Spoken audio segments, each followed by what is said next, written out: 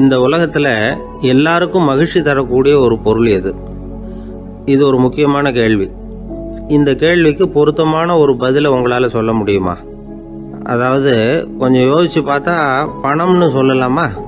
இப்போ கையில் காசு இல்லாதவங்ககிட்ட ஒரு 10 ரூபாயை கொடுத்தா அது அவனுக்கு சந்தோஷத்தை கொடுக்கும். ஏற்கனவே வருமான வரி பிரச்சனையில் சிக்கி இருக்கிறவர்கிட்ட இன்னும் கொஞ்சம் பணம் இருந்தாங்கன்னு சொல்லி கொடுத்தோம்னா அது அவருக்கு சங்கடத்தை தான் கொடுக்கும்.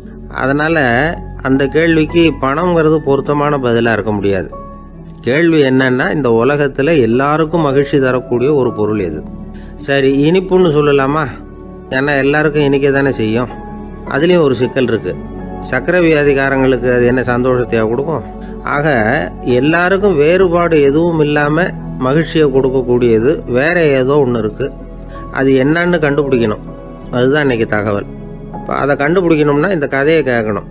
அது என்ன கதைன்னா, ஒரு ஊரில் ஒரு ராஜா இருந்தார். அவருக்கும் இதே சந்தேகம் வந்துட்டுது. அதாவது எல்லாருக்கும் இன்பம் தரக்கூடிய பொருள் எது அப்படின்னு. இதுக்கு பதில் தெரிஞ்சுக்கிறதுக்கு ஆசைப்பட்டார். சரி, அதுக்கு என்ன செய்யலாம்னு யோசனை பண்ணார். நாட்டு மக்களுக்கு பகிரங்கமாக ஒரு அறிவிப்பு கொடுத்தார். நம்ம நாட்டு மக்கள் இன்பம் தரக்கூடிய பொருள் எதுன்னு நினைக்கிறாங்களோ அதை கொண்டுகிட்டு வந்து அரண்மனையில் உள்ள கண்காட்சி மண்டபத்தில் வைக்கலாம். அப்படி அவங்க வைக்கிற பொருள்களில் எது எல்லாருக்கும் இன்பம் தரக்கூடியதாக இருக்குமோ அதை வச்சவருக்கு 1000 பொற்காசுகள் பரிசு அப்படின்னு அறிவிப்பு கொடுத்துட்டார். ஜனங்கள் இந்த அறிவிப்பை கேட்டாங்க. அதுக்கப்புறம் சும்மா இருப்பாங்களா? 1000 பொற்காசுன்னா சும்மாவா? அவங்க கையில் என்னென்ன கிடைச்சதோ அதையெல்லாம் கொண்டாந்து அரண்மனை காட்சி மண்டபத்தில் வச்சுட்டாங்க. அதுக்கப்புறமா ராஜா அங்கே வந்தார். ஒவ்வொன்றா பார்த்துக்கிட்டே வந்தார். முதல்ல ஒரு குயில் இருந்தது, இனிமையாக பாடக்கூடிய குயில். இந்த குயிலோட இன்னிசை எல்லாருக்கும் இன்பம் தரக்கூடியது தான். இருந்தாலும் காது கேட்காதவங்களுக்கு இந்த இசை எப்படி இன்பம் தர முடியும்? அதனால் இது சரியில்லைன்னு விட்டார். அடுத்தபடியாக போனார். அங்கே என்ன வச்சுருக்கிறாங்கன்னு பார்த்தா ஒரு அழகான மயில் அங்கே தோகை விரித்து ஆடிக்கிட்டு இருக்குது. இந்த மயிலோட ஆட்டம் மனசுக்கு இன்பம் தரக்கூடியது தான். இருந்தாலும் பார்வை இல்லாதவங்க இந்த ஆட்டத்தை பார்த்து ரசிக்க முடியுமா? முடியாது. அதனால் இதுவும் சரியில்லை அப்படின்னு சொல்லிவிட்டார். அதுக்கு அடுத்தபடியாக போனார்.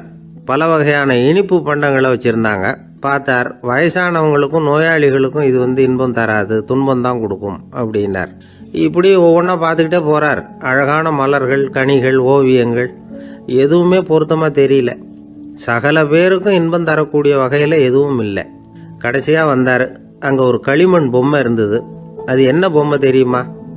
பசியால் வாடி இருக்கிற ஒருத்தருக்கு ஒரு அம்மா இனிமையாக பேசிக்கிட்டு சோறு போடுறது மாதிரி அந்த பொம்மையை செஞ்சுருந்தாங்க. அதுக்கு கீழே அன்பு அப்படின்னு எழுதியிருந்ததுதான். ராஜா பளிச்சுன்னு ஒரு முடிவுக்கு வந்தார். அந்த பொம்மையை செஞ்ச சிற்பியை வரவழைச்சார், பரிசு கொடுத்தார். அன்பு ஒன்று தான் எல்லாருக்கும் இன்பம் அளிக்கக்கூடிய பொருள். காது கேட்காதவங்களும் அதை கேட்க முடியும், பார்வை இல்லாதவங்களும் அதை பார்க்க முடியும், குழந்தைகளும் அதை உணர முடியும் அப்படின்னு அதுக்கு விளக்கம் கொடுத்தார் அந்த மன்னர். இந்த உலகத்தில் எல்லாருக்கும் மகிழ்ச்சி தரக்கூடிய ஒரு பொருள் அன்பு தான். அதை புரிஞ்சுக்கிட்டு தான் சில கணவன்மார்கள் மனைவி பேரில் ரொம்ப அன்பை காட்டிக்கிறது வழக்கம். ஒரு வீட்டு வாசப்படி பக்கமாக மழைக்கு ஒதுங்கினார் ஒருத்தர். மழை தூரிக்கிட்டு இருந்தது, இருட்டு நேரம். அந்த வீட்டில் இருந்தவர், இன்னைக்கு ராத்திரி வேணும்னா இங்கேயே தங்கிட்டு காலையில் போங்க அப்படின்னார். உடனே இவர் சொன்னார், ரொம்ப நன்றிங்க, ஒரு 10 நிமிஷத்தில் இதை வந்துவிடுறேன் அப்படின்னு சொல்லிவிட்டு எங்கேயோ ஓடினார். 10 நிமிஷம் கழித்து திரும்பி வந்தார். ஆமாம், எங்கே போயிட்டு வந்தீங்கன்னு கேட்டார் வீட்டில் இருந்தவர். நேராக எங்கள் வீட்டுக்கு போய் மனைவி கிட்ட இன்னைக்கு ராத்திரி இங்கேயே தங்கிக்கிறேன்னு சொல்லிவிட்டு வந்துட்டேன் அப்படின்னார் அவர். அன்புல இது ஒரு ரகம். இந்த உலகத்தில் எவ்வளவோ உயிரினங்கள் இருக்கு. ஒவ்வொன்றும் ஒவ்வொரு விதமாக சண்டை போடுது. இப்போ 2 மாடு சண்டை போட்டுக்குதுன்னு வச்சுங்க, என்ன பண்ணும்? 2 முட்டிக்கும். அதுக்கு சண்டை போடுறதுக்கு ஆயுதமாக உபயோகப்படுறது அதோட கொம்பு. 2 சேவல் சண்டை போட்டுக்குதுன்னு வச்சுங்க, அதுக்கு ஆயுதமாக உபயோகப்படுறது அதோட கால் நகம். காலால் தான் அது ஒன்றோட ஒன்று சண்டை போட்டுக்கும். ஆனால் 2 மனுஷன் சண்டை போட்டுக்கிறான்னு வச்சுங்க, இவன் இன்னதை தான் ஆயுதமாக உபயோகப்படுத்துவான்னு குறிப்பிட்டு சொல்ல முடியாது. கல்லை எடுப்பான், கத்தி எடுப்பான், துப்பாக்கி எடுப்பான், என்ன வேணாலும் பண்ணுவான். வாயால் திட்டுவான், கையால் அடிப்பான், காலால் உதைப்பான், சகலகலா வல்லவன். விலங்குகள்லாம் பொதுவாக வாயை சாப்பிட்றதுக்கு மட்டும்தான் உபயோகப்படுத்துது. ஆனால் இவனுக்கு சாப்பிட்றதுக்கும் அதுதான், சாப்பிட்டு விட்டு திட்டுறதுக்கும் அதுதான். ஆனால் ஒரு விஷயத்தில் மட்டும் கெட்டிக்கிறேன். அதாவது நாம் சண்டை போட்டுக்கிட்டாலும் பரவாயில்ல, கோழிகள் சண்டை போடாமல் இருக்கணும் அப்படின்னு ஆசைப்படுறான். எதுக்காக? கோழிகள் சண்டை போடாமல் இருந்தால் நிறைய முட்டைகள் போடுமா, அதுக்காக தான் இந்த அக்கறை. கோழி பண்ணை வச்சிருக்கிறவங்களுக்கு இது ஒரு பெரிய பிரச்சனை. அதாவது பண்ணையில் இருக்கிற கோழிகளுக்குள்ளே அடிக்கடி சண்டை வந்துடும், அதனால் முட்டை உற்பத்தி குறைஞ்சிரும். சரி, இதுக்கு என்ன பண்ணுறது? பண்ணையில் போய் உட்காந்துக்கிட்டு தினமும் பஞ்சாயத்து பேசிகிட்டு இருக்க முடியுமா? அமெரிக்காவில் கோழி பண்ணை வச்சிருக்கிற ஒருத்தர் இதை பற்றி யோசனை பண்ணி பார்த்தாராம். ஒரு வழியையும் கண்டுபிடிச்சிருக்கார். கோழிக்கெல்லாம் மூக்கு கண்ணாடி மாட்டி விட்டுட்டோம்னா அது சண்டை போடுற குணம் குறைஞ்சிரும், முட்டை அதிகமாகிடும். அந்த கண்ணாடியில் உள்ள லென்ஸு சிவப்பு நிறத்தில் இருக்கணும், அவ்வளவுதான் அப்படின்னு அவர் கண்டுபிடிச்சாராம். இது ஏற்கனவே நடைமுறையில் கண்டுபிடிக்கப்பட்ட ஒரு விஷயம். ஆனால் எல்லா கோழிக்கும் சிவப்பு மூக்கு கண்ணாடி எப்படி மாட்டி விடுறது? அப்படியே மாட்டி விட்டாலும் அது நழுவாமல் இருக்கணுமே. இப்போ நாமெல்லாம் நடு விரலால் மூக்கு கண்ணாடி நடுவில் தொட்டு அப்படி ஸ்டைலாக சரி பண்ணிக்கிறோம், அது மாதிரி கோழி எப்படி சரி பண்ணிக்கும்? இதுதான் பிரச்சனை. இதுக்கு அவர் என்ன வழி கண்டுபிடிச்சாருன்னா, கோழிக்கெல்லாம் மூக்கு கண்ணாடிக்கு பதிலாக விழியொட்டு வில்லைகள், கான்டாக்ட் லென்ஸ், அதை பொருத்தி விட்டா என்ன அப்படின்னு யோசனை பண்ணார். அதே மாதிரி பண்ணார். அதே மாதிரி செஞ்சு பார்த்தார், வெற்றி. அதுக்கப்புறம் கோழியெல்லாம் சண்டை போட்டுக்கலையாம், சமாதான பிரியர்கள் ஆகிட்டு தான். கோழிகளுக்கு இயல்பாகவே சண்டை போடுற குணம் உண்டு. ஆனால் அதோட கண்ணுக்கு பார்க்குற பொருள்லாம் ரோஜா நிறத்துலையோ அல்லது இன்னும் சொல்ல போனால் அழுத்தமான சிவப்பு நிறத்துலையோ தெரிஞ்சதுன்னா சண்டை போடுற குணம் குறைஞ்சிருதான். அந்த சமயத்தில் அது அதிகமாகவும் முட்டையிட ஆரம்பிச்சுடுதான். அதே நேரத்தில் இறை எடுக்கிறத கூட குறைச்சிக்குதான். இது ஏன் இப்படி பண்ணுதுங்கிறது விஞ்ஞானிகளுக்கு இன்னமும் புரியலையா. எப்படியோ அமெரிக்க கோழிகள்லாம் கான்டாக்ட் லென்ஸ் பொருத்திக்க ஆரம்பிச்சாச்சு. கோழி கழுத்தை பிடிச்சிக்கிட்டு ஒரு சில வினாடிகளில் அதை பொருத்தி விட்றாங்களாம். கோழியோட ஆயுள் பூரா அது அப்படியே இருக்குமா. பண்ணையில் முட்டை உற்பத்தி குறைஞ்சா இது மாதிரி விஞ்ஞானபூர்வமாக பரிகாரம் தேடுறது தான் நல்லது. நமக்கு வேண்டியப்பட்ட ஒருத்தர், அவர் ஒரு கோழி பண்ணை வச்சுருந்தார். அந்த பண்ணையில் பாதி கோழி திடீர்னு செத்து போச்சு. உடனே ஒரு கால்நடை மருத்துவர்கிட்ட போக வேண்டியது தானே, அங்கே போகல. உள்ளூரில் மந்திரம் பண்ணிகிட்டு இருந்த ஒரு சாமியார்கிட்ட போனார். அவர் காலில் விழுந்தார். சாமி, என் பண்ணையில் பாதி கோழி செத்து போட்டுதுன்னார். சாமியார் யோசனை பண்ணார். சரி, பண்ணையில் வாசப்படி கிழக்கு பக்கமாக வச்சுருக்கியா மேற்கு பக்கமாக வச்சுருக்கியான்னு கேட்டார். கிழக்கு பக்கமாக இருக்குன்னார் அவர். அதுதான் தப்பு, மேற்கு பக்கமாக அதை மாற்று, சரியாக போடும்னாராம். அதே போல் இவர் போய் மாற்றிவிட்டார். அப்பவும் பாதி செத்து போச்சு. மறுபடியும் சொன்னார், சாமி மறுபடியும் பாதி கோழி செத்து போட்டுதேன்னார். சரி, கூரை எப்படி போட்டிருக்க, ஓடு போட்டிருக்கியா இல்லை கீத்து போட்டிருக்கியான்னார். ஓடு போட்டிருக்கேன்னாராம் அவர். அதுதான் தப்பு, கீத்து போட்டுரு, சரியாக போடும்னாராம். சரின்னு போய் அதையும் மாற்றி பார்த்தார். மறுபடியும் போயிட்டுது, கோழி செத்து போச்சு. வந்தார், மறுபடியும் பாதி செத்து போச்சு சாமின்னு வந்தார். இவரும் யோசனையை மாற்றி மாற்றி சொல்லிகிட்டே இருக்கிறார். இப்படி அவரும் மாற்றி மாற்றி பார்த்தார். 6வது தடவையாக அவரை தேடிட்டு வந்தார். அந்த சமயத்தில் இவர் ரொம்ப தீவிரமாக யோசனை பண்ணி பார்த்துட்டு, அது சரிப்பா, நீயும் என்கிட்ட சளைக்காமல் வந்துக்கிட்டு இருக்கிற, நானும் யோசனை சொல்லிகிட்டு இருக்கேன். இப்போவும் உங்ககிட்ட சொல்கிறதுக்கு என்கிட்ட யோசனை நிறையா இருக்குது, ஆனால் சோதிக்கிறதுக்கு உங்ககிட்ட கோழி இல்லையே, என்ன பண்ணுறது அப்படின்னாராம். இவர் போய்கிட்டு இருந்தார். அவர் தோளில் ஒரு பெரிய துணி மூட்டை, அதை சுமந்துக்கிட்டு கடத்தெருவை நோக்கி அவர் போய்கிட்டு இருக்கிறார். வழியில் அவரை சந்திச்சார் உமர். அவர் கேட்டார், கலீஃபா அவர்களே, எங்கே புறப்பட்டுட்டீங்க அப்படின்னு கேட்டார். கலீஃபான்னா ஆட்சித்தலைவர்னு அர்த்தம். இதுக்கு அவர் சொன்னார், நான் துணி வணிகம் செய்கிறவன், அதனால துணி வியாபாரம் செய்கிறதுக்காக போயிட்டு இருக்கிறேன்னார். நீங்கள் இப்போ இந்த நாட்டுக்கு ஆட்சித்தலைவர், ஆட்சி பொறுப்பில் இருக்கிறீங்க, நீங்கள் வியாபாரம் செய்ய போட்டா அரசு பணிகளை செய்யறது யாரு அப்படின்னு கேட்டார் அவர். நான் அரசு பணிகளை மட்டுமே செஞ்சுக்கிட்டு இருந்தா என் குடும்பத்தை காப்பாத்துறது யாரு அப்படின்னு கேட்டார் அவர். இப்படி கேட்டவர் யார் தெரியுமா? அவர் தான் அபூபக்கர், இறை தூதர் முகமது அவர்களுக்கு பிறகு கலீஃபாவாக தேர்ந்தெடுக்கப்பட்டவர். அப்போலாம் ஆட்சி தலைவர்களுக்கு சம்பளம்னு எதுவும் கிடையாது. இந்த பிரச்சனையை எப்படி தீர்க்கிறதுன்னு யோசனை பண்ணார் உமர். அபு உபைதா அவர்கள்கிட்ட அழைச்சிட்டு போனார். அவர் யாருன்னா, அவர் தான் பொது நிதி கருவூலத்தின் பொறுப்பாளர். அவர்கிட்ட பிரச்சனையை சொன்னார். இது மாதிரி ஆட்சி தலைவருக்கு பொது நிதியிலிருந்து ஊதியம் அளிக்க முடியுமான்னு கேட்டார். பொது நிதி விதிகளின்படி அதுக்கு சாத்தியம் இல்லைன்னு சொல்லிவிட்டாரு அவரு. சரி, வேற ஏதாவது வழி இருக்குதான்னு கேட்டார் உமர். அபு உபைதா கொஞ்சம் யோசனை பண்ணி பார்த்தார். அப்புறமா சொன்னார், மக்காவிலிருந்து மதீனாவுக்கு குடிபெயர்ந்து வந்த அகதிகளுக்கு நிதி உதவி அளிக்கிறதுக்கு விதிகளில் இடம் இருக்கு. அப்படி பார்த்தா அபூபக்கரும் அகதி தானே, அதனால எல்லா அகதிகளுக்கும் கொடுக்கறது மாதிரியே அவருக்கும் ஒரு தொகை அளிக்கலாம்னார். கலீஃபா அபூபக்கருக்கு இந்த அகதி உதவி தொகையைத்தான் கொடுத்துட்டு வந்தாங்களாம். குடும்ப செலவுக்கு அது போதுமானதா இல்லை. இருந்தாலும் கலீஃபாங்கிறதுக்காக மற்ற அகதிகளை விட அதிகமாக தொகையை பெற அவர் விரும்பலை. மார்பு பக்கம் கிழிஞ்சிருந்த ஒரு மேலாடையை தான் அவர் அணிஞ்சிருந்தார். அவருடைய துணைவியார் அஸ்மா அவங்க ஒரு நாள் தேன் அருந்து ஆசையாக இருக்குன்னாங்களாம். நமக்கு கிடைக்கிற ஊதியம் குடும்ப செலவுக்கே போதுமானதா இல்லையே, இந்த நிலையில் தேன் வாங்குறதுக்கு காசுக்கு நான் எங்கே போவேன்ருக்கார் அவர். கொஞ்ச நாள் கழித்து அவங்க ஒரு தொகையை அவர்கிட்ட கொடுத்து தேன் வாங்கிட்டு வர சொன்னாங்களாம். இவருக்கு ஆச்சரியம், ஏது இந்த பணம்னு கேட்டிருக்காரு. நீங்கள் தினமும் குடும்ப செலவுக்காக கொடுத்துக்கிட்டு வந்த பணத்தில் கொஞ்சம் கொஞ்சமாக மிச்சப்படுத்தி வச்சேன்னாங்களாம். அபூபக்கர் அந்த பணத்தை எடுத்துக்கிட்டு நேராக பொது நிதி கருவூல பொறுப்பாளர்கிட்ட போனார். இந்த பணத்தை பொது நிதியில் சேர்த்துருங்க, இது அதிகப்படியாக எனக்கு தரப்பட்டு வந்த ஊதியம், அடுத்த மாதத்துலேருந்து இந்த தொகையை குறைச்சிங்கன்னு வேற சொல்லிவிட்டாராம். பசியை தணிக்க தேவையான அளவு உணவு, ஒரு ஜோடி உடை, இதை தவிர கூடுதலாக மக்கள் பொது நிதியிலிருந்து வாங்கிக்கிறதுக்கு என் குடும்பத்தாருக்கு உரிமை இல்லை அப்படின்னு சொல்லி கண்டிப்பாக சொல்லிவிட்டாராம்.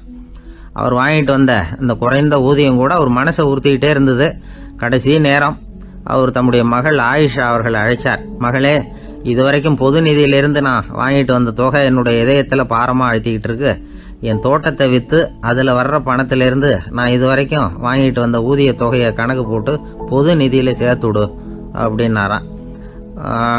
பதவி ஏற்கிறதுக்கு முன்னாடி தன்கிட்ட இருந்ததை விட இப்போ கூடுதலாக என்ன சொத்து இருக்குன்னு பார்த்துருக்கார். ஒரு ஒட்டகம், ஒரு கோப்பை, ஒரு பணியாள். இதையும் அடுத்தபடியா கலீஃபாவா வர்றவர்கிட்ட ஒப்படைச்சிருங்க அப்படின்னு விட்டாராம். அதே மாதிரி அடுத்து வந்த உமர்கிட்ட ஒப்படைச்சாங்க. அப்போ உமர் சொன்னாராம், அபூபக்கரே, இந்த முன்மாதிரியால உங்களுக்கு பிறகு இந்த ஆட்சி பொறுப்பை ஏற்கிறவர்களை பெரும் நெருக்கடிக்கு ஆளாகி விட்டீங்க அப்படின்னு சொல்லி ரொம்ப கண் கலங்கினாராம். கடைசியா அபூபக்கர் தன்னுடைய குடும்பத்தாருக்கு விட்டு சென்ற சொத்து ஒரு படுக்கை விரிப்பு, ஒரு போர்வை, அவ்வளவுதான். இது சிந்திக்க வேண்டிய ஒரு செய்தி. ஒரு ஊர்ல ஒரு மன்னர் இருந்தாராம். அமைச்சர் அவர்கிட்ட சொன்னாராம், மன்னா, நம்ம ராஜ்யத்தில் இனிமே லஞ்ச ஊழலே இருக்காதுன்னாராம். ஆஹா, அப்படின்னா ஊழல் பேர் வழிகளையெல்லாம் நாடு கடத்தியாச்சா அப்படின்னு கேட்டிருக்காரு மன்னர். இதுக்கு அவரு, அப்படி இல்லைங்க, இனிமே கொடுக்கறதுக்கு ஜனங்கள்கிட்ட பணமே இல்லை அப்படின்னாராம். ஒரு நண்பர் இருக்கார். எப்போ பார்த்தாலும் கையில் ஒரு புத்தகம் இருக்கும். புத்தகம் இல்லாமல் எங்கேயும் புறப்பட மாட்டார். எதுக்காக இப்படி எடுத்துகிட்டு போகிறீங்க அப்படின்னு கேட்டால், எனக்கு இது ஒரு நல்ல நண்பன் மாதிரி, இந்த காலத்தில் எங்கே போனாலும் காத்திருக்க வேண்டியிருக்கு, அது மாதிரி சமயத்தில் நான் நண்பன் கூட பேசிக்கிட்டு இருப்பேன் அப்படிம்பாரான். ஒருத்தர் ஒரு பெரிய அரச பதவியில் இருந்தார். அவர் பதவியிலிருந்து இறங்க வேண்டிய சூழ்நிலை. அரசு கொடுத்துருந்த வீட்டை விட்டுட்டு வெளியில் வர்றார். வரும்பொழுது 2 கையிலையும் 2 பெட்டியை எடுத்துகிட்டு வந்தாராம். சார், உங்களுடைய உடைமைகள் அப்படின்னு கேட்குறாங்க அங்கே இருந்த ஊழியர்கள். இவர் தன்னுடைய கையில் இருக்கிற பெட்டியை காட்டி, இதுதான் என்னுடைய சொத்து அப்படின்னாராம். ஒரு பெட்டியில் அவருடைய உடைகள், இன்னொரு பெட்டியில் அவர் விரும்பி படிக்கிற புத்தகங்கள், அவ்வளவுதான். இதுதான் இருந்துதான். புத்தகம் படிக்கிறது மனசுக்கு நல்லதுங்கிறது நமக்கு தெரியும். புத்தக வாசிப்பு உடம்புக்கும் நல்லதுங்கிறாங்க. அது நமக்கு ஆச்சரியமாக தான் இருக்குது. ஒரு நபர் ஒரு வருஷத்தில் சராசரியாக 2000 பக்கங்களை படிச்சிருக்கணுமா, யுனெஸ்கோ பரிந்துரை. ஆனால் நம்ம நாட்டில் நாம் சராசரியாக படிக்கிறது 32 பக்கங்கள், அவ்வளவுதான். இவ்வளவுக்கு நம்ம நாட்டில் 6000த்துக்கும் மேற்பட்ட நாளேடுகள், 2000த்துக்கும் மேற்பட்ட இதழ்கள், மலர்கள், இவ்வளவு இருந்தும் சரியாக வரல. இந்த உலகத்தில் முதல் நூலகம் எங்கே எப்போ ஆரம்பமாச்சு தெரியுமா? கிமு 2500ஆம் ஆண்டில் அது ஆரம்பமாயிருக்குது. பாபிலோனியாவில் அமில் அணு அப்படிங்கிற அரசன் தான் நூலகத்தை உருவாக்கி இருக்கிறான். அப்போல்லாம் தாள் கிடையாது, களிமண் தான். களிமண் பலகைகளில் எழுதி அது தொகுத்து அப்படியே நூலாக்கி அதை நூலகத்தில் வச்சுருப்பாங்களாம். அரசருடைய நூலகத்தில் 1000த்துக்கும் மேற்பட்ட நூல்கள் இருந்ததாக வரலாற்று குறிப்பு இருக்குது. அது மட்டும் இல்லை, அந்த நூலகத்தில் பொருள் வாரியாக, அதாவது சப்ஜெக்ட் வாரியாக புத்தகங்களை வகைப்படுத்தி வச்சுருந்தாங்களாம். அதில் மிச்சம் இருந்த ஒரு 25 களிமண் பலகை புத்தகங்கள் இன்றைக்கும் பிரிட்டிஷ் அருங்காட்சியகத்தில் இருக்குதான். அச்சு, தாள் இதெல்லாம் ஏற்பட்டதுக்கு அப்புறம் அமைக்கப்பட்டது தான் பிரான்சில் இருக்கக்கூடிய பாரிஸ் நூலகம். 1480 பிரெஞ்சு மன்னர் 11ஆம் லூயி இந்த நூலகத்தை அமைச்சாராம். ஆனால் அப்போல்லாம் அரசர்கள் மட்டும்தான் நூலகத்தை பயன்படுத்த முடியுமா. அதுக்கப்புறம் 17ஆம் நூற்றாண்டில் இந்த முறை மாறி பொதுமக்கள் அங்கே போகலாம், படிக்கலாம் அப்படிங்கிற நிலைமை வந்துதான். போட்லியன் நூலகம் அப்படின்னு அதுக்கு பேர், பாரிஸ் நகரத்தில் இருக்குது. அங்கே தான் நூல்களின் பட்டியல் தயாரிப்பு பணி ஆரம்பமாச்சு. கல்வி வளர்ச்சியையும் நூலகத்தையும் இணைச்சவர் நெப்போலியன் போனபார்ட். முன்பணம் செலுத்தி புத்தகத்தை படிக்கிற முறையையும் அவர் தான் கொண்டுட்டு வந்தாராம். மக்கள்கிட்ட வசூலிக்கிற வரியின் ஒரு பகுதியை நூலகத்துக்கு பயன்படுத்தினவரும் அவர் தானா. நெப்போலியன் நூலகத்தில் உலகத்தில் உள்ள எல்லா மொழி நூல்களும் இருக்குதான். அங்கே ஒரு தமிழ் நூலும் இருந்திருக்குது. அது என்னென்னா கம்பராமாயணம். சோவியத் யூனியனுக்கு படையெடுத்து போனப்போ அங்கேருந்து லட்சக்கணக்கான புத்தகங்களை இந்த பனிச்சறுக்கு வாகனங்கள் இருக்குல்ல அதில் கொண்டுகிட்டு வந்ததாக வரலாறு. அடுத்தபடியாக குறிப்பிட்டு சொல்லத்தக்க நூலகம் எதுன்னா பிரிட்டிஷ் நூலகம். மிக பழைய கையெட்டு பிரதியெல்லாம் கூட அங்கே இருக்குது. 1753 ஆரம்பமாச்சு. அதில் உள்ள நூல்களை வரிசையாக அடுக்கினா 180 கிலோமீட்டர் நீளத்துக்கு வருமா. மிகப்பெரிய நூலகம் அமெரிக்க தலைநகர் வாஷிங்டனில் இருக்குதான். இந்தியாவை பொறுத்த வரைக்கும் பெரிய பழைய நூலகம் எதுன்னா கல்கத்தா நூலகம். எல்லா இந்திய மொழி நூல்களும் இங்கே உண்டு. மகாகவி பாரதியார் நடத்தின இந்தியாங்கிற இதழின் எல்லா பிரதிகளும் அங்கே பாதுகாப்பாக இருக்குது. படிக்கும் பழக்கம் இங்கே வளர வேண்டியிருக்குது. ஒருத்தர்கிட்ட ஒரு புஸ்தகத்தை கொடுத்து விமர்சனம் எழுத சொல்லியிருந்தாங்க. கொஞ்ச நாள் கழித்து அவரை போய் பார்த்து, என்னங்க புஸ்தகத்தை படித்து பார்த்தீங்களா அப்படின்னு கேட்டாங்களாம். இதுக்கு அவர் சொல்லியிருக்கிறார், இன்னும் நான் படித்து பார்க்கலிங்க, இப்போ தானே விமர்சனமே எழுதி முடிச்சிருக்கிறேன், இனிமே தான் படிக்கணும் அப்படின்னாராம். ஒருத்தர் ரொம்பவும் மகிழ்ச்சியாக வந்துக்கிட்டு இருந்தார். என்ன விஷயம்னு விசாரித்தேன். நான் தோற்று போயிட்டேன், அதுதான் மனசுக்கு மகிழ்ச்சியாக இருக்குது அப்படின்னார். எனக்கு இது ரொம்ப ஆச்சரியமாக போச்சு. இந்த உலகத்தில் தோற்று போகிறவங்க யாரும் மகிழ்ச்சியாக இருக்கிறதில்ல. அப்படி இருக்கிறப்ப இவர் இப்படி சொல்கிறாரே, எங்கே தோற்று போனீங்கன்னு கேட்டேன். அதுக்கப்புறம் தான் அவர் விவரமாக சொன்னார். என்னோட 5 வயசு குழந்தையோடு நான் விளையாடிக்கிட்டு இருந்தேன். அந்த விளையாட்டில் என் குழந்தை ஜெயிச்சுட்டுது, நான் தோற்று போயிட்டேன் அப்படின்னார் ரொம்ப உற்சாகமாக. நான் யோசித்து பார்த்தேன். அதாவது நாம் சின்ன குழந்தையாக இருக்கிறப்போ எந்த விளையாட்டில் கலந்துக்கிட்டாலும் அதில் நாம் தான் ஜெயிக்கணும்னு ஒரு வெறி நமக்குள்ளே இருக்கும். நம்மளை எதிர்த்து விளையாடுறவர் நல்லவரா கெட்டவரா, பெரியவரா சின்னவரா அப்படிங்கிறதெல்லாம் முக்கியம் கிடையாது. அவர் தோற்று போகணும், நாம் ஜெயிக்கணும், அதுதான் முக்கியம். எதிரியை சந்தோஷப்படுத்த விளையாடுகிற கலை அப்போ நமக்கு தெரியறதில்ல. வாழ்க்கையில் ஒரு பக்குவம் வந்ததுக்கு அப்புறம் வெற்றி பெறணுங்கிற மன அழுத்தம் போயிடுது. போட்டியில் ஜெயிக்கணுங்கிறத விட குழந்தையை சந்தோஷப்படுத்தணுங்கிறது முக்கியமாக போச்சு. ஜெயிக்கணுங்கிற வெறி ஓடி போட்டுது. ஒரு குழந்தையா இருந்தப்போ நம்ம வளர்ச்சிக்கு உதவிய வெறி பெரியவனானதுக்கு பிறகு நமக்கு எதிரியாக மாறுது. அதை சரியான சமயத்தில் நாம் புரிஞ்சுக்கிட்டோம்னா போதும், நாம் பொழைச்சிக்கலாம். ஒவ்வொரு மனுஷனுமே வாழ்க்கையோட அடுத்த கட்ட வளர்ச்சியில் அடி எடுத்து வைக்கிற நேரத்தில் தன்கிட்ட இருந்து ஏதோ ஒரு குணத்தை அல்லது தன் குணம் இருந்த ஏதோ ஒரு உறவை நாம் இழக்கத்தான் வேண்டியிருக்குது. ஒரு கட்டம் வரைக்கும் உதவியாக இருந்த குணம் அடுத்த கட்டத்துக்கு தடையாக கூட மாறிடலாம். இந்த பரிமாண மாற்றத்துக்கு உள்ளாகிற ஒவ்வொருத்தரும் பிரத்யட்சமாக இதை உணர்றாங்க. ஆனால் பல பேர் எப்படின்னா பழசை திறந்துட்டு புதிய கொள்கைகளை உருவாக்கிக்கிறதுக்கு இஷ்டம் இல்லாமல் இருந்துடுறாங்க, அல்லது அப்படி செய்ய முடியாமல் தவிக்கிறாங்க. இதையெல்லாம் மீறி அந்த பழசை திறந்துட்டா அதை இழந்ததால் உண்டாகிற மன அழுத்தம் சில காலத்துக்கு வருத்திக்கிட்டு தான் இருக்கும், வேறு வழி இல்லை. ஆரோக்கியமான ஒரு முன்னேற்றத்துக்காக அந்த மன அழுத்தத்தை தாங்கிக்கத்தான் வேணும் அப்படிங்கிறாரு அந்த உலக புகழ்பெற்ற மேதை ஒருத்தர், இந்த ஸ்காட் பெக் அப்படிங்கிறவர். பிறந்த நாள் முதல் இதுதான் சரி அப்படின்னு கற்பிக்கப்பட்டு வந்த ஒவ்வொரு தத்துவத்தையும் தங்களுடைய வளர்ச்சிக்கு தகுந்த மாதிரி மாற்றி அர்த்தப்படுத்தி கொள்ள முடியாமல் வாழ்க்கை சூழல்ல அப்படியே அரைப்பட்டு தூளாகிறவர்கள் தான் ரொம்ப தவிக்கிறாங்களாம். இதுதான் அவருடைய கருத்து. பெரும்பாலும் மனிதர்களுடைய நடுத்தர வயசுல, அதாவது 30 தாண்டுகிற சமயத்துல தான் இந்த தவிப்பு உண்டாகுதான். இதை தான் மேற்கத்திய நாடுகளில் அடிக்கடி மிட் லைஃப் கிரைசிஸ் அப்படின்னு சொல்றாங்க. அப்பப்போ பழசையெல்லாம் தொலைச்சி விட்டு புதுசாக பிறக்கிறதுக்கு கற்றுக்கணும். ஒவ்வொரு நிமிஷத்தையும் அந்த நிமிஷத்துக்கு ஏற்ற சித்தாந்தம் கொண்டவர்களாக சந்திப்போம் அப்படிங்கிறார் அந்த உளவியல் நிபுணர். இப்படி பழகிக்கிட்டால் வாழ்க்கை இன்பமயம், இல்லைன்னா தவிப்பு மயம்தான். பழசை தொலைக்க முடியாதவர்களில் எத்தனையோ பேர் உண்டு, எத்தனையோ ரகம் உண்டு. அதில் வேடிக்கையான நண்பர்களும் உண்டு. ஒருத்தர் நண்பர் வீட்டுக்கு போனார். அவர் ஏதோ இனிப்பு பலகாரம் கொடுத்து சாப்பிட சொல்லியிருக்கிறாங்க அவங்க வீட்டில். இவர் சாப்பிட்டு பார்த்துட்டு சொன்னாராம், சார் 6 மாதத்துக்கு முன்னாடி ஒரு தடவை இங்கே வந்தேன், அப்போது ஒரு இனிப்பு பலகாரம் கொடுத்தீங்க, அது இதை விட நல்லா இருந்தது சார் அப்படின்னாராம். அப்போ செஞ்ச அதே இனிப்பு பலகாரம் தான் சார் இதுவும் அப்படின்னாராம் அவர். ஐயா, என்னுடைய நூல் வெளியீட்டு விழாவுக்கு அவசியம் நீங்கள் வரணும் அப்படின்னு கூப்பிட்டார் ஒருத்தர். எப்போ வரணும்னு கேட்டேன். அடுத்த வாரம்னார். சரி, புத்தகம் தயாராகிட்டுதா அப்படின்னு. நாளைக்கு தான் அச்சிக்க கொடுக்க போகிறேன்னார். என்னங்க இது, புத்தகம் அச்சிடுறதுக்கு முன்னாடியே அழைப்புதழை வந்து அச்சடிச்சுப்பிட்டீங்களே அப்படின்னு கேட்டேன். அதனால் என்னங்க, அந்த காலம் மாதிரியா அப்போல்லாம் அச்சுக்கலை வந்து எவ்வளவோ முன்னேறியாச்சுங்க. Linotype, monotype, phototype, laser, இப்படி என்னென்னமோ வந்தாச்சு. இன்னைக்கு கொடுத்தா நாளைக்கே புத்தகம் தயார் அப்படின்னார். இப்படி இந்த அளவுக்கு முன்னேறி இருக்கிற இந்த அச்சுக்கலை ஆரம்பத்தில் எப்படி இருந்தது தெரியுமா? அந்த காலத்தில் காகிதம்னா என்னன்னே தெரியாது. அப்படி ஒன்று கண்டுபிடிக்கப்படவே இல்லை. அப்போல்லாம் எதையாவது ஒன்று எழுதணும்னா அதுக்கு ஆட்டு தோலை தான் பயன்படுத்தி இருக்கிறாங்க. கண்ணுக்குட்டி தோல் கூட அதுக்கு உபயோகப்பட்டு தான்.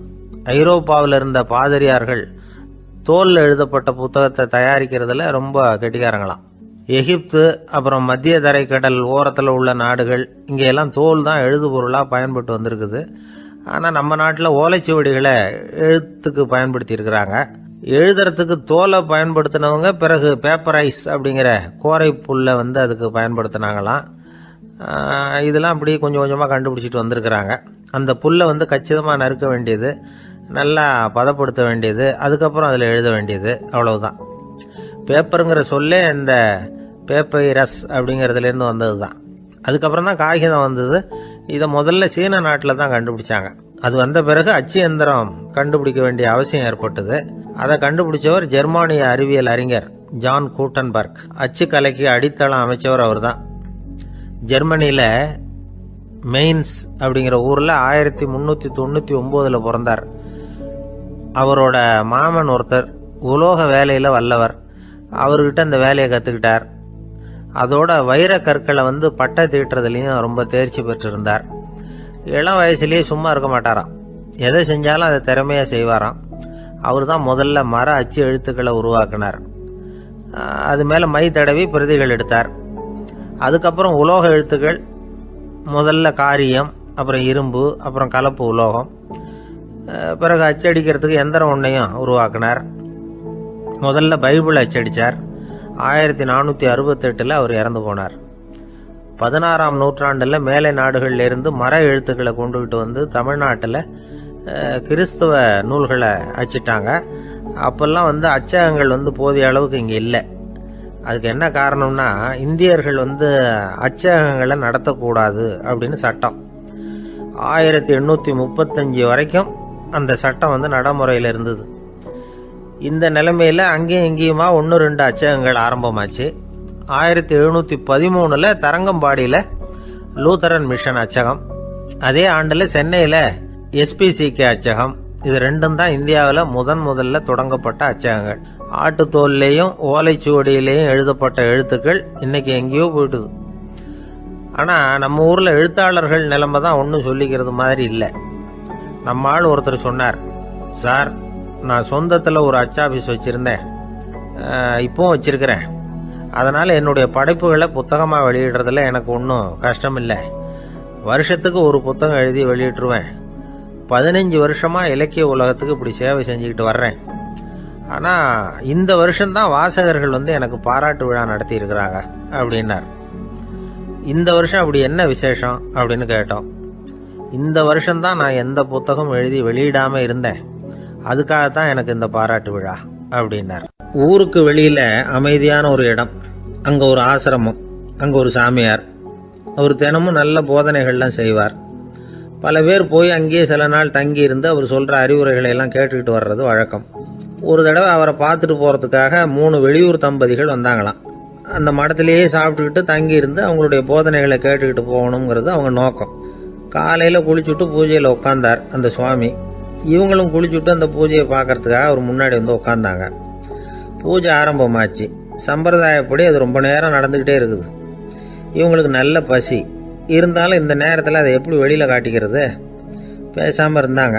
அந்த சுவாமி பூஜையை முடித்தார். அதுக்கப்புறம் பேச ஆரம்பித்தார். பேச்சு அருமையாக தான் இருந்தது, அமிர்தமாக தான் இருந்தது. இருந்தாலும் இவங்களுக்கு இருக்கிற வயிற்று பசி அது சரியாக கவனிக்க விடலை.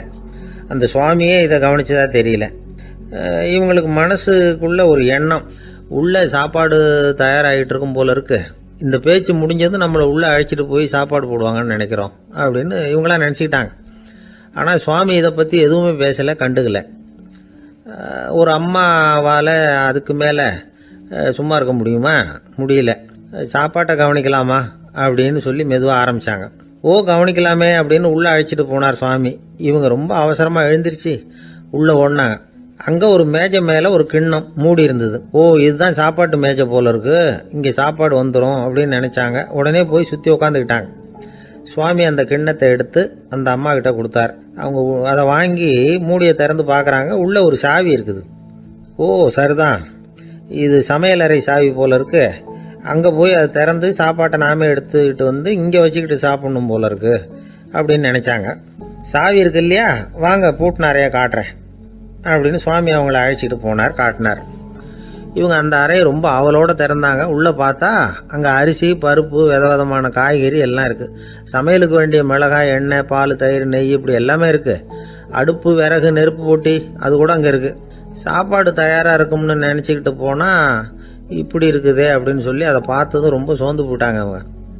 சுவாமி, என்ன இது சாப்பாடு இல்லையா அப்படின்னாங்க. அதுதான் சாப்பாட்டுக்கு வேண்டிய எல்லாம் இங்கே இருக்குதே. அடுப்பு மூட்டி நீங்கள் தான் அவங்கவுங்க ருசிக்கு தகுந்த மாதிரி சமைச்சிக்கணும். இந்த சன்னியாசிக்கு எப்படி சமைக்க தெரியும் அப்படின்னு கேட்டார் சுவாமி.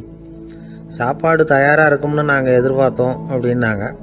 நீங்கள் இப்படி சொல்லுவீங்கன்னு நானும் எதிர்பார்த்தேன். இது வரைக்கும் நான் எவ்வளவோ தத்துவம்லாம் எடுத்து சொன்னேன். எல்லாத்தையும் விட இதுதான் அனுபவபூர்வமான தத்துவம். ஆண்டவன் நமக்கு நல்ல மனசை கொடுத்துருக்குறான், நல்ல வாய்ப்புகளையும் தந்திருக்கிறான். அதையெல்லாம் பயன்படுத்திக்கக்கூடிய மூளையையும் சிந்தனையையும் கொடுத்துருக்குறான். அதனால் அடுப்பை தான் நீங்கள் மூட்டணும். அடுப்பை நீங்கள் தான் மூட்டணும். உங்களுக்கு உகந்ததை நீங்கள் தான் சமைச்சு ருசித்து அனுபவிக்கணும். ஆண்டவனே அதை செஞ்சுக்கிட்டு இருக்க மாட்டான் அப்படின்னாராம் அந்த சுவாமி. நம்முடைய வாழ்க்கையில் பல நல்ல பலன்களை பெறறதுக்கு நாம் தான் முயற்சி பண்ணணும். அதுக்குரிய சூழ்நிலையை தான் ஆண்டவன் கொடுப்பானே தவிர அதை விளக்கறதுக்காக தான் அந்த சுவாமி அப்படி செஞ்சு காட்டியிருக்கிறார். இது ஒரு பெரியவர் இப்படி ஒரு விளக்கம் கொடுத்தார். அதுக்கப்புறம் அந்த 3 தம்பதிகளும் தெளிவடைஞ்சுட்டாங்களாம். நாம் தெளிவடைகிறது எப்போங்கிறது தான் தெரியல அப்படின்னு பல பேர் இதை கேட்டுட்டு சொல்லிட்டு இருக்கிறாங்க. இந்த கதையை நம்முடைய நண்பர் ஒருத்தர்கிட்ட சொன்னேன். அந்த நண்பர் ரொம்ப சந்தோஷப்பட்டார். நீங்கள் சொல்கிறது கரெக்டு சார், ஆனால் நான் அதை விட ஒரு படி மேலே சார். எனக்கெல்லாம் அரிசி, பருப்பு இருக்கிற ரூம் எதுன்னு கையை காட்டிட்டா போதும். உடனே கிண்ணத்துலேருந்து சாவியை எடுத்து கொடுக்கணுங்கிற அவசியம்லாம் இல்லை எனக்கு. அப்புறம் எப்படி ரூமை திறந்துருவீங்க அப்படின்னு கேட்டேன். பூட்டை உடைச்சி திறந்துருவேன், அதுதான் எனக்கு பழக்கம் அப்படிங்கிறார். ஒரு காலத்தில் பிரஷ்யா அப்படின்னு ஒரு தேசம் இருந்தது. இப்போ ஜெர்மனி இருக்குல்ல, இதோட பெரும்பகுதி ஒரு காலத்தில் பிரஷ்யாங்கிற பேரில் இருந்தது. அப்போ அதுக்கு அரசராக இருந்தவர் மகா ஃப்ரெடரிக், அதாவது ஃப்ரெடரிக் தி கிரேட் அப்படின்னு சொல்லுவாங்க. அந்த ராஜாவுக்கு ஒரு சந்தேகம். நாம் பல வகையான வரிகளை விதித்து வசூல் பண்ணுறோம், அப்படி பண்ணி வருமானம் குறைஞ்சிக்கிட்டே போகுதே, இதுக்கு என்ன காரணமாக இருக்கும்?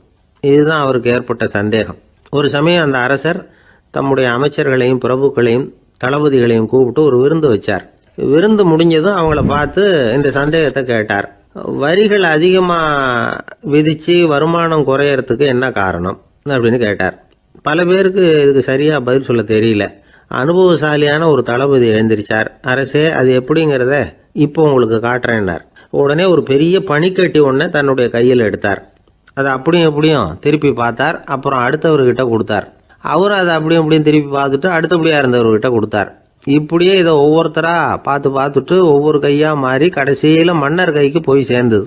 மன்னர் கைக்கு அந்த பனிக்கட்டி போய் சேர்ந்தப்போ அது கொஞ்சம் கொஞ்சமாக உருகி ஒரு பட்டாணி கடலை சைஸுக்கு ஆயிட்டுது.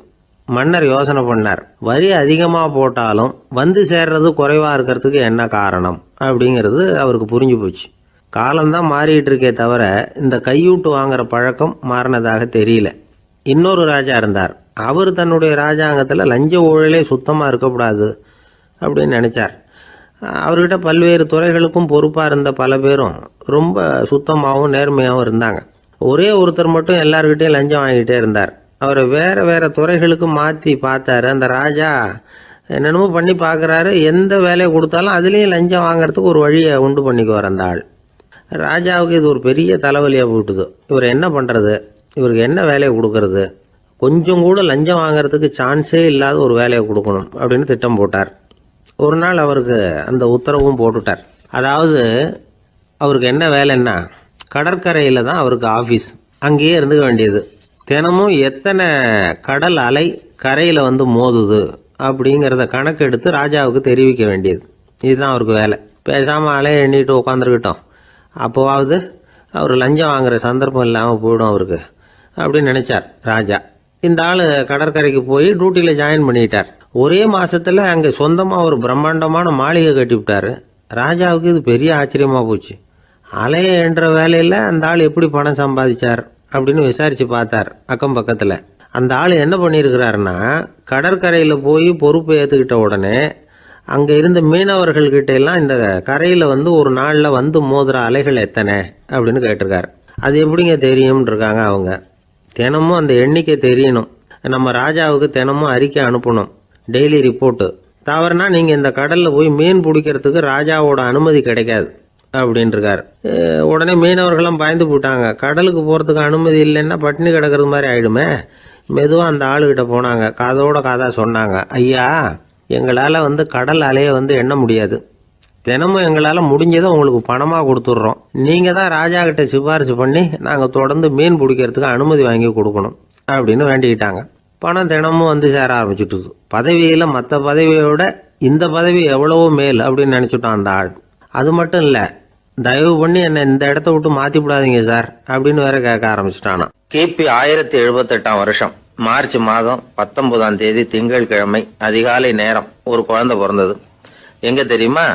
காஸ்பியன் கடலுக்கு தெற்கே பாரசீக மொழி வழங்கிய தபரிஸ்தான் மாநிலத்துல ஜீலான்கிற புனித நகர், அதோட புறநகர் பகுதியில உள்ள நீப்புங்கிற ஊர்ல தான் அந்த குழந்தை பிறந்தது. அந்த இடம் இப்போ ரஷ்யாவில் இருக்கு. அந்த குழந்தை யாருன்னு நினைக்கிறீங்க? அதுதான் முஹித்தீன் பெருமான், ஆன்மீக சாதனைகள் புரிந்த மகான் முஹித்தீன் ஆண்டகை. தன்னுடைய 18வது வயசுல உயர்கல்விக்காக ஜீலான் நகரத்தை விட்டு பகுதாத் நகரத்துக்கு புறப்பட்டு போறார். இளம் பிராயம் தானே, அதனால துணைக்கு ஒரு வர்த்தக கூட்டத்தோட சேர்ந்து போயிட்டு இருக்கிறார். ரொம்ப தூரம் போகணும். ஒவ்வொரு இடமா தங்கி தங்கி போயிட்டு இருக்கிறாங்க. ஒரு இடத்துல ஒரு கொள்ளை கூட்டம் பயங்கரமான ஆயுதங்களோட அவங்கள வழிமறிச்சுட்டுது. அந்த வர்த்தக கூட்டம் வச்சிருந்த பொருள்களை எல்லாம் அவங்க பறிச்சு விடுறாங்க. இவங்களும் பயந்துகிட்டு இருந்தது எல்லாத்தையும் அவங்க கிட்ட கொடுத்துடுறாங்க. முஹித்தீன் ஆண்டகை மட்டும் இதையெல்லாம் பார்த்துக்கிட்டு தனியா ஒதுங்கி நிக்கிறார். ஒரு 18 வயசு பையன் மட்டும் இப்படி தனியா அநாத சிறுவன் மாதிரி நின்றுட்டு இருக்கிறத அந்த கொள்ளை கூட்டத்தில் இருந்த ஒருத்தன் பாக்குறான்.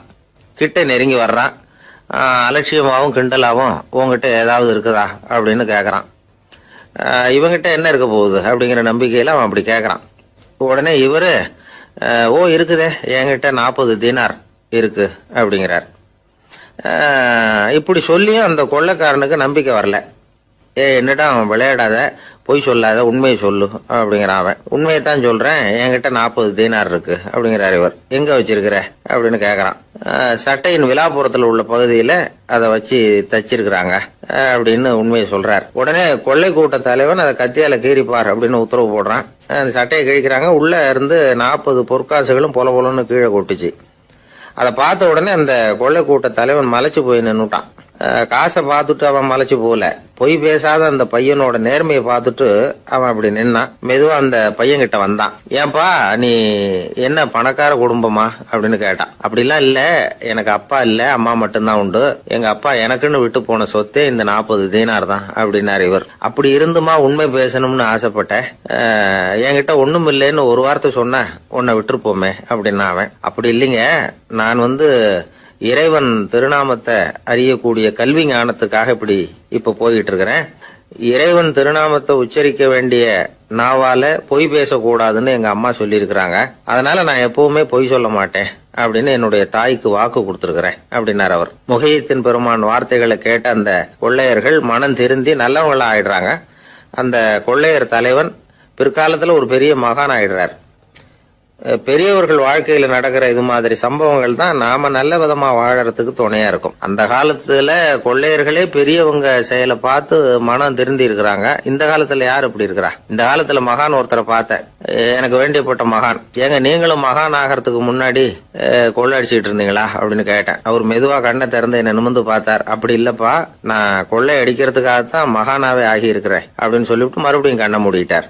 21ஆம் வருஷம் செப்டம்பர் மாசம் 22ஆம் தேதி மதுரை மேலமாசி வீதியில உள்ள ஒரு வீடு.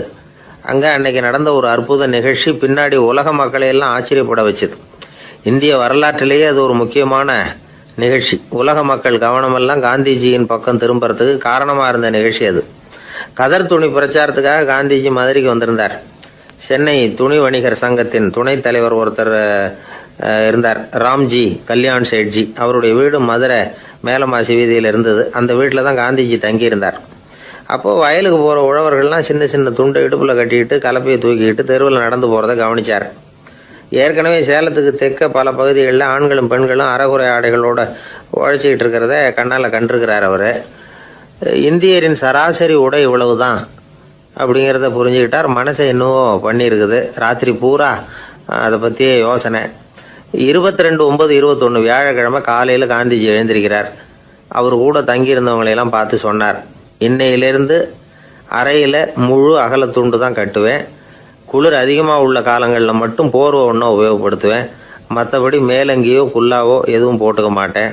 தற்காலிகமாக இந்த ஏற்பாட்டை 1 மாதத்துக்கு ஏற்றுக்குவேன். அதுக்கு பிறகு உசிதம் போல எண்ணி பார்த்து முடிவு பண்ணுவேன் அப்படின்னார். அவருடைய குரல் உறுதியாக இருந்துதான். உடனே செயலில் இறங்கினார். தம்முடைய 10 முழ வேட்டி, மேலங்கி, உள் சட்டை, குல்லா எல்லாத்தையும் களைஞ்சார். வேட்டியிலிருந்து ஒரு 4 முழ துணியை எடுத்துக்கிட்டார். இதுக்கு உதவி செஞ்சவர் அன்னைக்கு விருதுநகரில் பிரபல தொண்டராக இருந்த பழனிக்குமார பிள்ளை. வெட்டி எடுத்த துண்டை நீள வாக்கில் ரெட்டையாக மடித்தார். அதை இடுப்பில் துண்டு மாதிரி கட்டிக்கிட்டார். தலையில் சின்ன உச்சி குடுமி, அறையில் சின்ன துண்டு. அண்ணல் காந்தி ஆண்டி கோலத்தில் காட்சி அளிக்கிறார். கூட இருந்தவங்களை பார்த்து காரைக்குடிக்கு புறப்படலாமே அப்படின்னார். அவர் நண்பர்களும் சீடர்களும் திகைச்சு போய் நிற்கிறாங்க. இந்த விரதம் நிரந்தரமாக ஆயிடுமோங்கிற பயம் அவங்களுக்கு. எப்படியோ இந்த விவரம் ராஜாஜிக்கும் அன்னைக்கு பிரபலமாக விளங்கின தேசபக்தர் டாக்டர் TSS ராஜனுக்கும் எட்டுச்சு. உடனே 2 பேரும் ஓடி வந்தாங்க. வேண்டாமே இந்த கோலம் அப்படின்னாங்க. காந்திஜி தன்னுடைய முடிவில் உறுதியாக இருந்தார். ராஜாஜி என்னென்னமோ வாதமெல்லாம் பண்ணி பார்த்தார். உங்களுடைய வாதத்துக்கு என்னால் பதில் சொல்ல முடியல, இருந்தாலும் நான் செய்கிறது தான் சரிங்கிறதுல எனக்கு சந்தேகம் இல்லை. இன்னைக்கு அதிகாலை 3 மணி இருக்கும். நான் ஓரளவு விழிச்சுக்கிட்டேன். அதாவது உறக்கமும் விழிப்புமா இருந்த நிலையில எனக்கு இந்த எண்ணம் உண்டாச்சு. இது என்னுடைய அந்தராத்மாவின் ஆணை, அதை என்னால் மீற முடியாது அப்படின்னு சொல்லிவிட்டாராம் காந்திஜி. கதர் பிரச்சாரத்துக்காக காரைக்குடிக்கு கிளம்பினார். வாசல்ல 4 மோட்டார் வண்டிகள் காத்துக்கிட்டு இருந்தது. வீதியில் 2 பக்கமும் ஜனங்கள். காந்திஜி இடுப்பு துணியோட மோட்டார் வண்டியில ஏறினார். நண்பர்களும் சீடர்களும் மக்களும் உடல் சிலிர்க்க அந்த காட்சியை பார்க்குறாங்க. மோட்டார் வண்டி நகர ஆரம்பிக்குது. எப்பேற்பட்ட காட்சி அது! சுக்கநாத பெருமானியே கூலி ஆளாக்கிய அப்படி ஆக்கி மண் சுமக்க வச்ச மதுரை இல்லையா, அந்த மதுரை தான் காந்திஜி துறவி கோலம் கொள்றதுக்கும் காரணமாக இருந்திருக்குது. இது இன்னைக்கு எத்தனை பேருக்கு தெரியும்? ஒரு தடவை காந்திஜி நேருவும் சுற்றுப்பயணம் செஞ்சாங்களாம். ஒரு இடத்துல நடந்து போயிட்டு இருக்கிறாங்க. குறுக்க ஒரு வாய்க்கால். நேரு என்ன பண்ணார் தெரியுமா? தன்னுடைய இளமை துடிப்பை காட்டுறதுக்காக கொஞ்சம் தூரம் பின்னாடி போய் அங்கேருந்து வேகமாக ஓடி வந்து அந்த வாய்க்காலை தாண்டினாராம். காந்திஜி அப்படி பண்ணல. பக்கத்தில் இருந்த பாலம் வழியா அந்த வாய்க்காலை கடந்து வந்தார். நேரு காந்திஜியை பார்த்து சிரிச்சுக்கிட்டே, என்ன மாதிரி நீங்களும் தாண்டி இருக்கலாமே அப்படின்னாராம். அதுக்கு காந்திஜி சிரிச்சுக்கிட்டே சொன்னாராம், 2 அடி முன்னேறதுக்காக 5 அடி பின்னாடி போறதா அப்படின்னாராம். ஒரு ஊர்ல ஒரு ராஜா இருந்தார். அந்த ராஜாவுக்கு ஒரு புள்ள. அந்த புள்ளைக்கு விவரமே தெரியாது. அவன் ஒரு முட்டாளுங்கிறது எல்லாருக்கும் தெரியும். ஆனாலும் அவன் தான் அடுத்தபடியாக ஆட்சிக்கு வர வேண்டியவன். ஆட்சி பொறுப்பை ஏற்க வேண்டிய ஒருத்தன் இப்படி இருந்தால் என்ன பண்ணுறது அப்படிங்கிறது எல்லாருக்கும் உள்ள கவலை. மன்னர் அமைச்சர்களை கூட்டினார். ஆலோசனை கேட்டார், என்ன பண்ணலாம்னு. இவனை இன்னொரு நாட்டு பல்கலைக்கழகத்துக்கு அனுப்பி பார்க்கலாம். அங்கே போய் படிச்சுட்டு வரட்டும். நிறைய படிச்சுட்டு நல்ல ஞானத்தோடு திரும்பி வரட்டும். அதுக்கப்புறம் பார்த்துக்கலாம் அப்படிங்கிறது அவங்க சொன்ன ஆலோசனை. மன்னருக்கும் அது சரின்னு தோணுச்சு. மகனை வெளி தேசத்துக்கு அனுப்பி வச்சார்.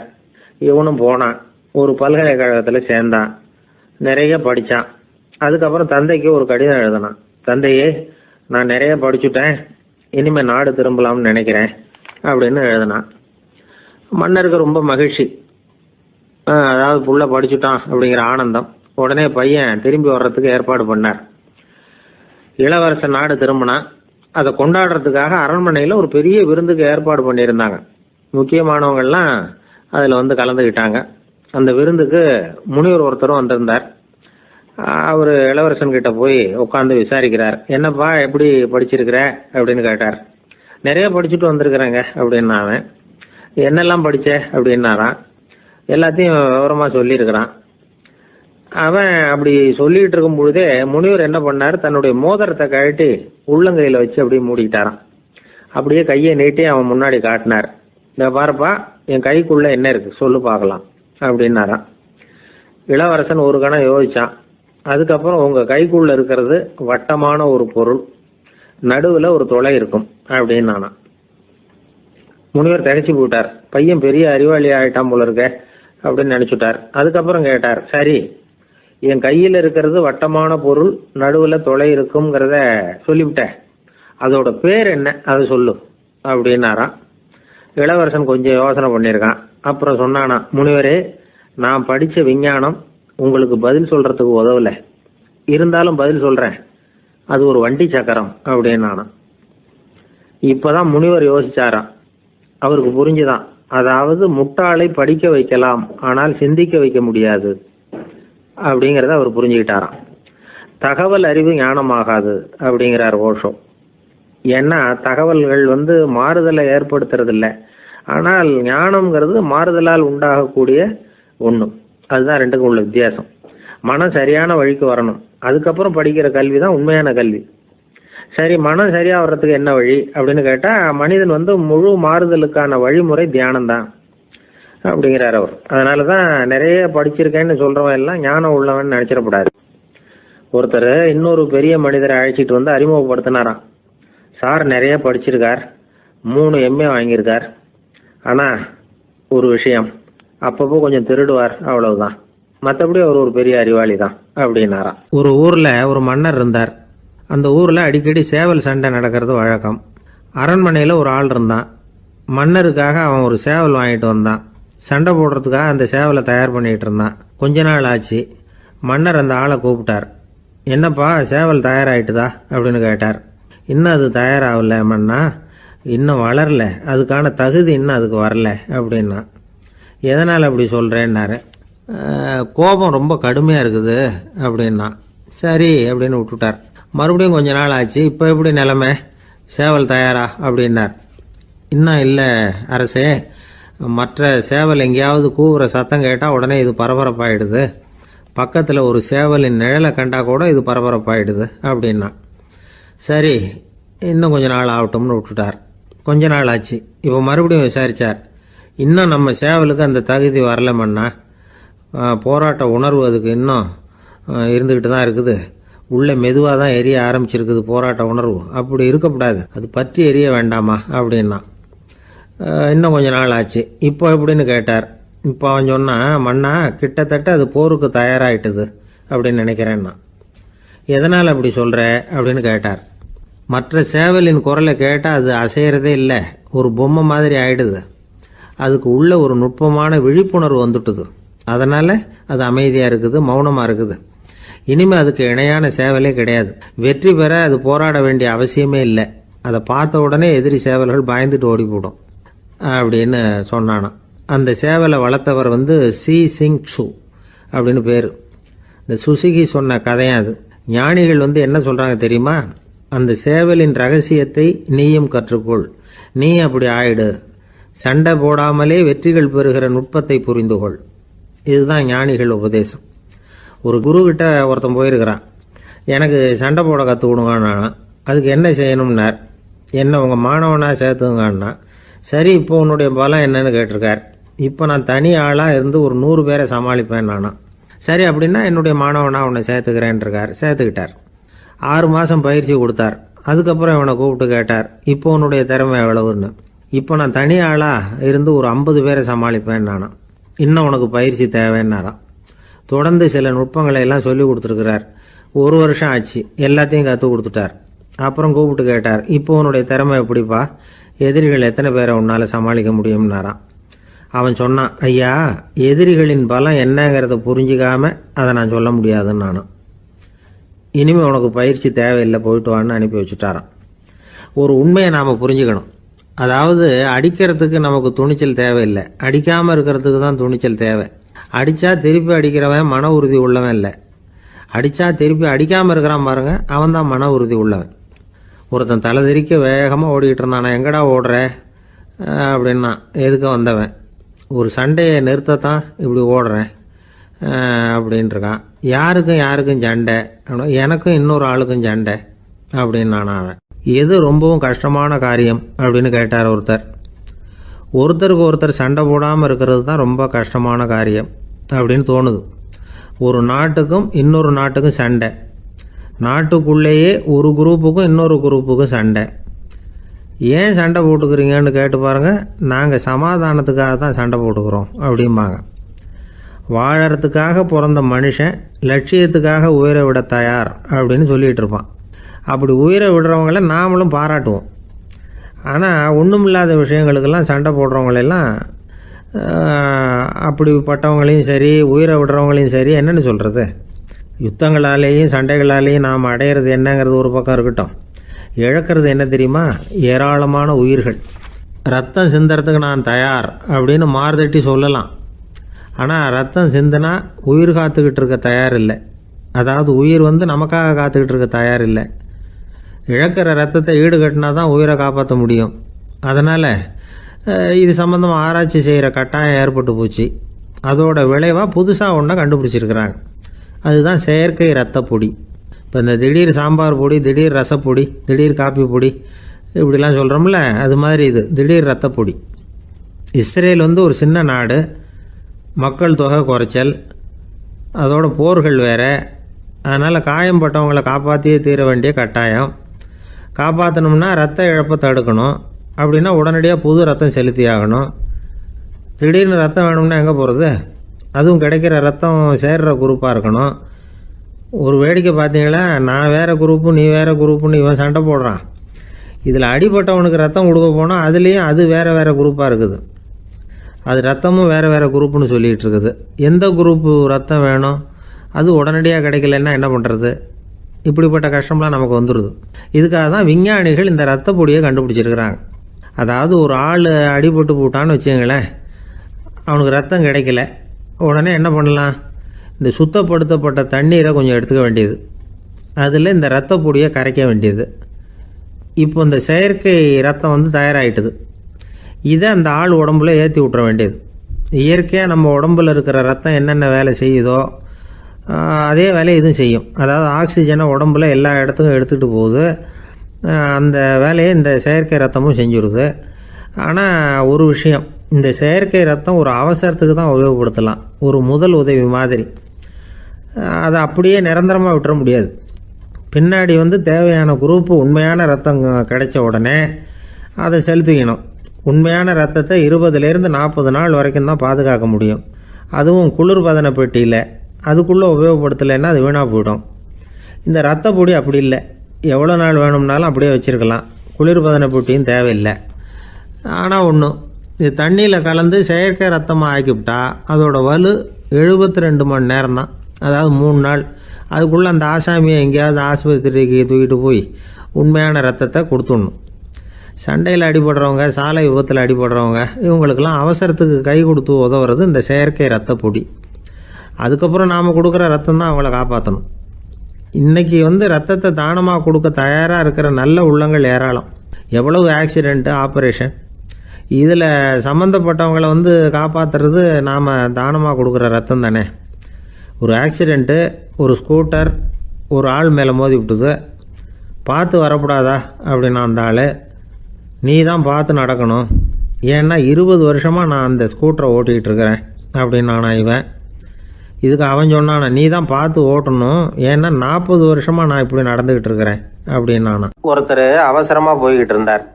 எங்கே போய்கிட்டு இருக்கீங்க அப்படின்னு கேட்டார் ஒரு பெரியவர். கடைக்கு போகிறேன் சார், சாமான் வாங்கிறதுக்கு அப்படின்னார். அங்கே போகிறதுக்கு முன்னாடி தெரிஞ்சிக்க வேண்டியதெல்லாம் தெரிஞ்சுக்கிட்டீங்களா அப்படின்னு கேட்டார் பெரியவர். கடைக்கு போய் காசை கொடுத்து ஒரு பொருளை வாங்கிட்டு வரப்போகிறோம், இதில் தெரிஞ்சுக்க வேண்டியது என்ன இருக்குது அப்படின்னார் அலட்சியமாக. இப்போ அந்த பெரியவர் பேச ஆரம்பித்தார்.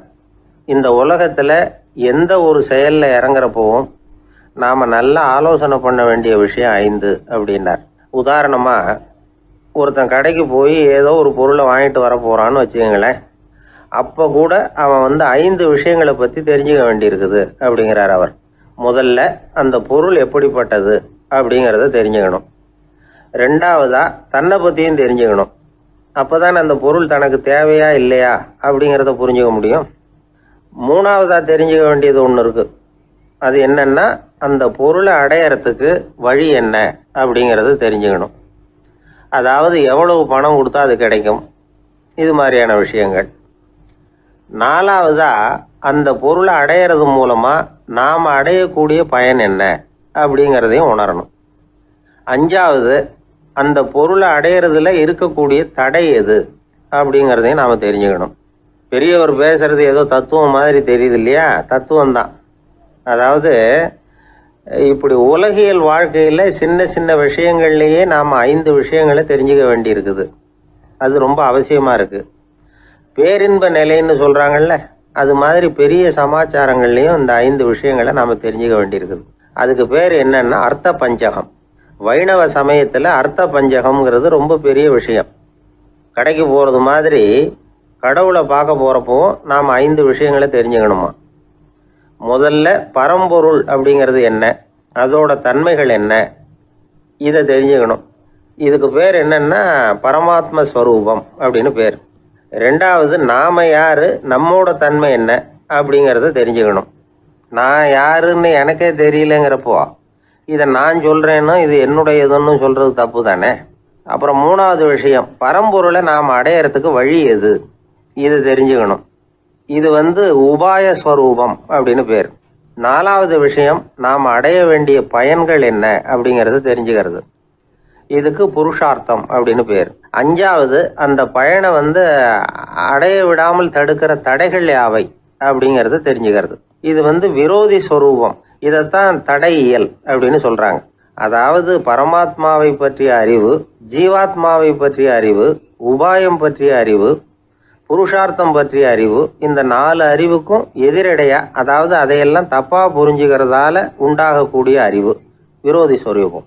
என்ன இது தகவல்ல ஏதாவது கதை சொல்லுவீங்கன்னு பார்த்தா ஏதோ தத்துவம் பேசிக்கிட்டு இருக்கிறீங்களே அப்படின்னு நினைக்கலாம்.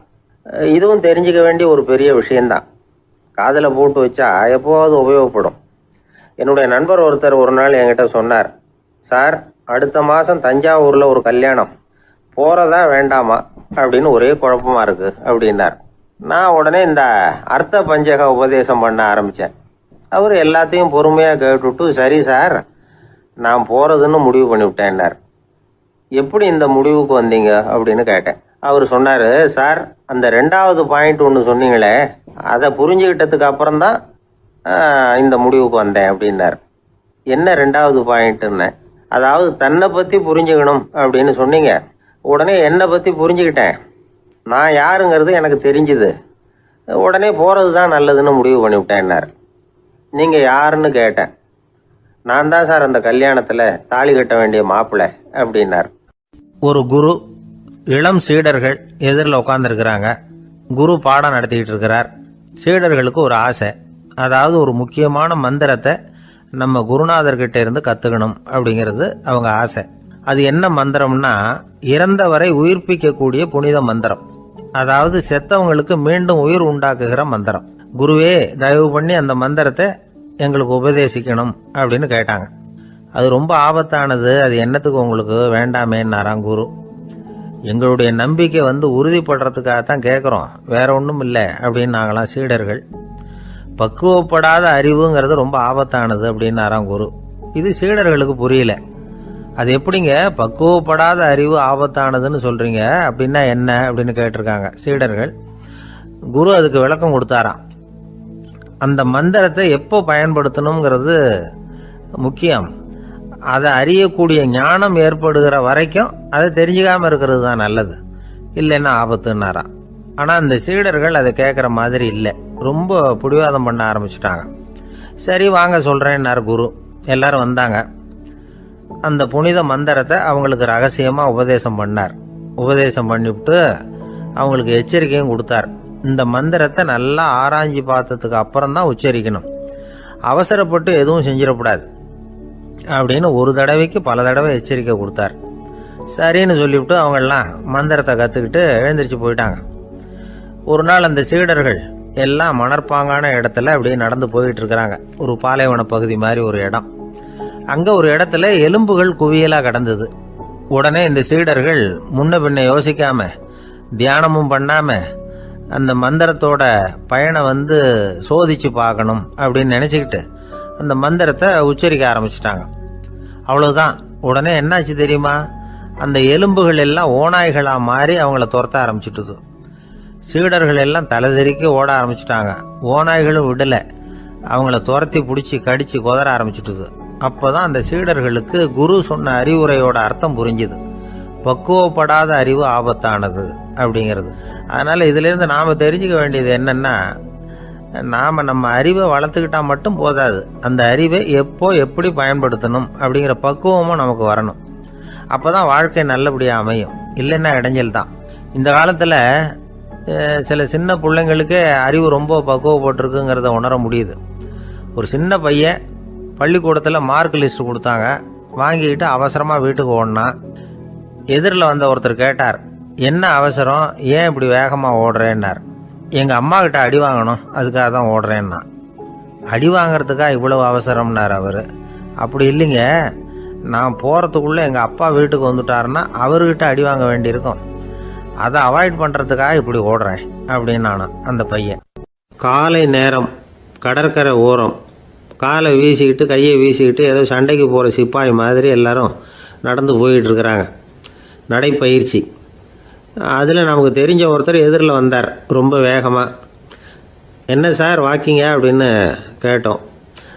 அவரால் ஆமாம்னு பதில் சொல்ல முடியல, அவ்வளவு கஷ்டம். மூச்சு விடுறதுக்கே வாயை திறந்து மூடிட்டு இருக்கிறார். எங்கே பேசுறது? கொஞ்சம் நின்று நிதானித்து மூச்சு விட்டுட்டு அதுக்கப்புறம் சொன்னார் ஆமாம் அப்படின்னு. என்ன சார் இவ்வளவு வேகம்னோ? உங்கள் பேச்சை கேட்டுவிட்டு தான் சார் நடக்க ஆரம்பித்தோம். நீங்கள் தான் அடிக்கடி சொல்லிகிட்டு இருந்தீங்க நடக்கிறது நல்லதுன்னு. அன்னையிலேருந்து ஆரம்பிச்சுட்டேன், ஆனால் ரொம்ப கஷ்டமாக இருக்குது சார். இப்போ பாருங்கள், உங்கள்கிட்ட சுலபமாக பேசக்கூட முடியல, மூச்சு வாங்குது, உடம்பு கூட வலிக்கிறது மாதிரி இருக்குது அப்படின்னு அவர் பாட்டுக்கு பேச ஆரம்பிச்சிட்டார். உங்களை யார் சார் இவ்வளவு வேகமாக நடக்க சொன்னது?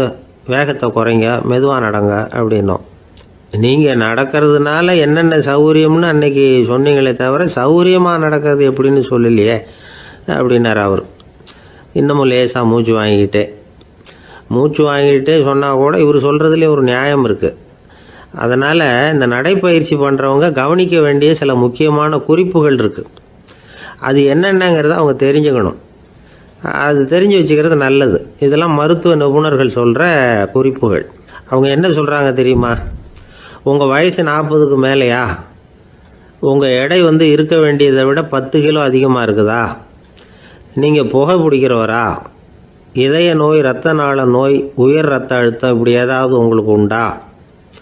அப்படின்னா நீங்கள் உங்கள் இஷ்டத்துக்கு வரிஞ்சு கட்டிக்கிட்டு நடைப்பயிற்சி பண்ண ஆரம்பிச்சிடாதீங்க. முதல்ல ஒரு மருத்துவ பரிசோதனை பண்ணிக்கோங்க, அதுதான் நல்லது அப்படின்னு அவங்க சொல்கிறாங்க. நடக்கிறப்போ, உடற்பயிற்சி செய்கிறப்போ மார்பு பகுதியில் அல்லது வேறு எங்கேயாவது தொடர்ந்து வலி இருந்ததுன்னா பயிற்சியை நிறுத்தி விட்டு டாக்டரை போய் பார்க்கணும். நடைப்பயிற்சி பண்ணுறப்போ உங்கள் சக்திக்கு தகுந்த மாதிரி மெதுவாக அதிக கஷ்டம் இல்லாமல் முன்னேறலாம். அங்கே என்ன போட்டியாக வைக்கிறாங்க, முந்திக்கிட்டு போய் என்ன பண்ண போகிறோம், பரிசா வாங்க போகிறோம். அதனால் நிதானம் அவசியம் அப்படிங்கிறது அவங்க ஆலோசனை. தொந்தரவு கொடுக்காத ஷூ, ட்ரெஸ்ஸு இதுகளை உபயோகப்படுத்துங்க.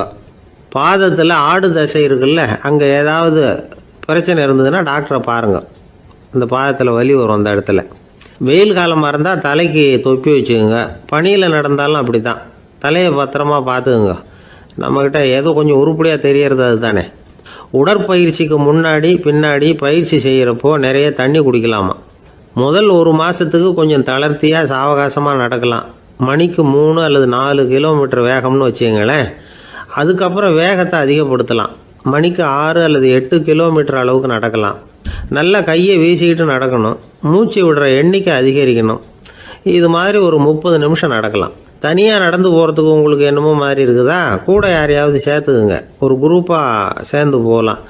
நடக்கிறதுங்கிறத ஒரு சந்தோஷமான சமாச்சாரமாக ஆக்கிக்கணும். தினம் இப்படி நடக்க வேண்டி இருக்குதே அப்படின்னு புலம்பிக்கிட்டே போகக்கூடாது. சில பேர் நடக்கிறப்போ கடந்த காலத்தை அசை போட்டுக்கிட்டே போவாங்க. சில பேர் வருங்காலத்தை அசை போட்டுக்கிட்டே போவாங்க. சில பேர் முக்கியமான திட்டம்லாம் இப்படி நடக்கிறப்போ தான் தீர்மானம் பண்ணுவாங்க. நடக்கிறதுனால மன இறுக்கம் குறையுது, பரபரப்பு குறையுது, மன ஆற்றல் பெருகுது, தன்னம்பிக்கை வளருது, முதுமை தள்ளி போகுது, செயல்திறன் அதிகரிக்குது. இதை தவிர உடம்புக்கும் பல விதமான சௌகரியங்கள் ஏற்படுது. அதனால் இது வரைக்கும் நடக்க ஆரம்பிக்காதவங்க இனிமேல் இந்த குறிப்புகளை கவனத்தில் வச்சுக்கிட்டு நடக்க ஆரம்பிச்சுடலாம். சார்லஸ் லாம்ப் அப்படின்னு ஆங்கில இலக்கிய மேதை ஒருத்தர் அவர் ஒரு தரம் உடம்பு சரியில்லைன்னு டாக்டர்கிட்ட போனாராம். டாக்டர் அவரை பார்த்துட்டு, நீங்கள் தினமும் காலையில் வெறும் வயத்தில் நடக்கணும் அப்படின்னாராம். வெறும் வயத்தில் நடக்கிறதுக்கு நான் தயார், ஆனால் வயிறு கிடைக்கணுமே சார், யார் வயத்து மேலே நடக்கிறது டாக்டர் அப்படின்னு கேட்டாராம் இவர். தானத்தில் சிறந்தது எது அப்படின்னு ஒரு கேள்வியை கேட்டு, தானத்தில் சிறந்தது நிதானம் அப்படின்னு அதுக்கு ஒரு பதிலும் சொல்கிறவங்க உண்டு. நிதானம் ரொம்ப அவசியம், அதுவும் இன்றைய உலகத்துக்கு ரொம்ப அவசியம். இன்றைக்கி உலகம் ரொம்ப பரபரப்பாக போய்கிட்டு இருக்குது. பொறுமையாக இருக்கணும்னு நினைக்கிறவங்களால கூட அப்படி இருக்க முடியறதில்ல. பொறுமையை சோதிக்கிறது மாதிரி பல சம்பவங்கள், அதையெல்லாம் சந்திச்சே தீர வேண்டியிருக்குது. எங்கே போனாலும் க்யூவில் நிற்க வேண்டியிருக்குது, எங்கே போனாலும் காத்துக்கிட்டு இருக்க வேண்டியிருக்கு. ஆஃபீஸ்லேயோ வீட்லேயோ கூட நீங்கள் நிதானமாக பொறுமையாக நடந்துக்க தெரியலன்னா உங்களுக்கு சிடுமூஞ்சி, முசுடு இப்படிலாம் பேர் வச்சுருவாங்க. அது உங்களுக்கு தேவையா? சரி, வாழ்க்கையில் பொறுமைசாலின்னு பேர் வாங்கிறதுக்கு என்ன வழி? முதல் பாயிண்ட், நீங்கள் நினைக்கிறது, எதிர்பார்க்கறது, செய்கிறது எல்லாமே 100% கரெக்டாக நடக்கணும்னு ஆசைப்படக்கூடாது. எதுவாக இருந்தாலும் அதில் ஓரளவுக்கு தவறு நடக்கலாம் அப்படிங்கிறத எதிர்பார்த்தே இருக்கணும். ஓரளவுக்கு அதை அனுமதிக்கணும். ஒரு நண்பரை 6 மணிக்கு ஒரு இடத்துக்கு வர சொல்லியிருக்கிறீங்க, 6 மணிக்கு அவர் வரலை, உடனே பொறுமை இழந்து நடந்துக்கக்கூடாது. ஒரு 10 நிமிஷம் டிலே ஆகலாம். ஒரு வர்ற வழியில் பஸ்ஸு கூட ஏதாவது டிராஃபிக்கில் மாட்டியிருக்கலாம். அதெல்லாம் எதிர்பார்த்தே கொஞ்சம் காத்திருக்கிறதுல ஒன்றும் தப்பு இல்லை. சில சமயம் டிலே ஆகிறது கூட நல்லதாக முடியும். ஒரு பஸ்ஸை தவற விட்டுட்டு, ஐயோ கொஞ்சம் ஒரு 2 நிமிஷம் முன்னாடி வந்திருந்தா பிடிச்சிருக்கலாமே அப்படின்னு தவிச்சிக்கிட்டு இருப்பாங்க சில பேர். அடுத்தபடியாக வர்ற பஸ்ஸு நேரடியாக நீங்கள் போக வேண்டிய இடத்துக்கே கொண்டு போய் விடுற பஸ்ஸாக கூட இருக்கலாம். அது உங்களுக்கு முன்னாடி தெரியாதுல்ல. சில நெருக்கடியான சூழ்நிலைகளை தமாஷா எடுத்துக்கிறதுக்கு பழகிக்கணும். சில இடங்களுக்கு போகிறப்ப காத்திருக்கிறதுக்கு நம்ம மனசை தயார்படுத்திக்கிட்டே போகணும். ஒரு ரயிலுக்கோ பஸ்ஸுக்கோ அல்லது விமானத்துக்கோ கப்பல் பிரயாணத்துக்கோ போகிறப்போ அங்கே போய் நீங்கள் மணிக்கணக்கில் கூட காத்துக்கிட்டு தான் இருக்கணும். புறப்படுற நேரம் கூட மாறலாம்.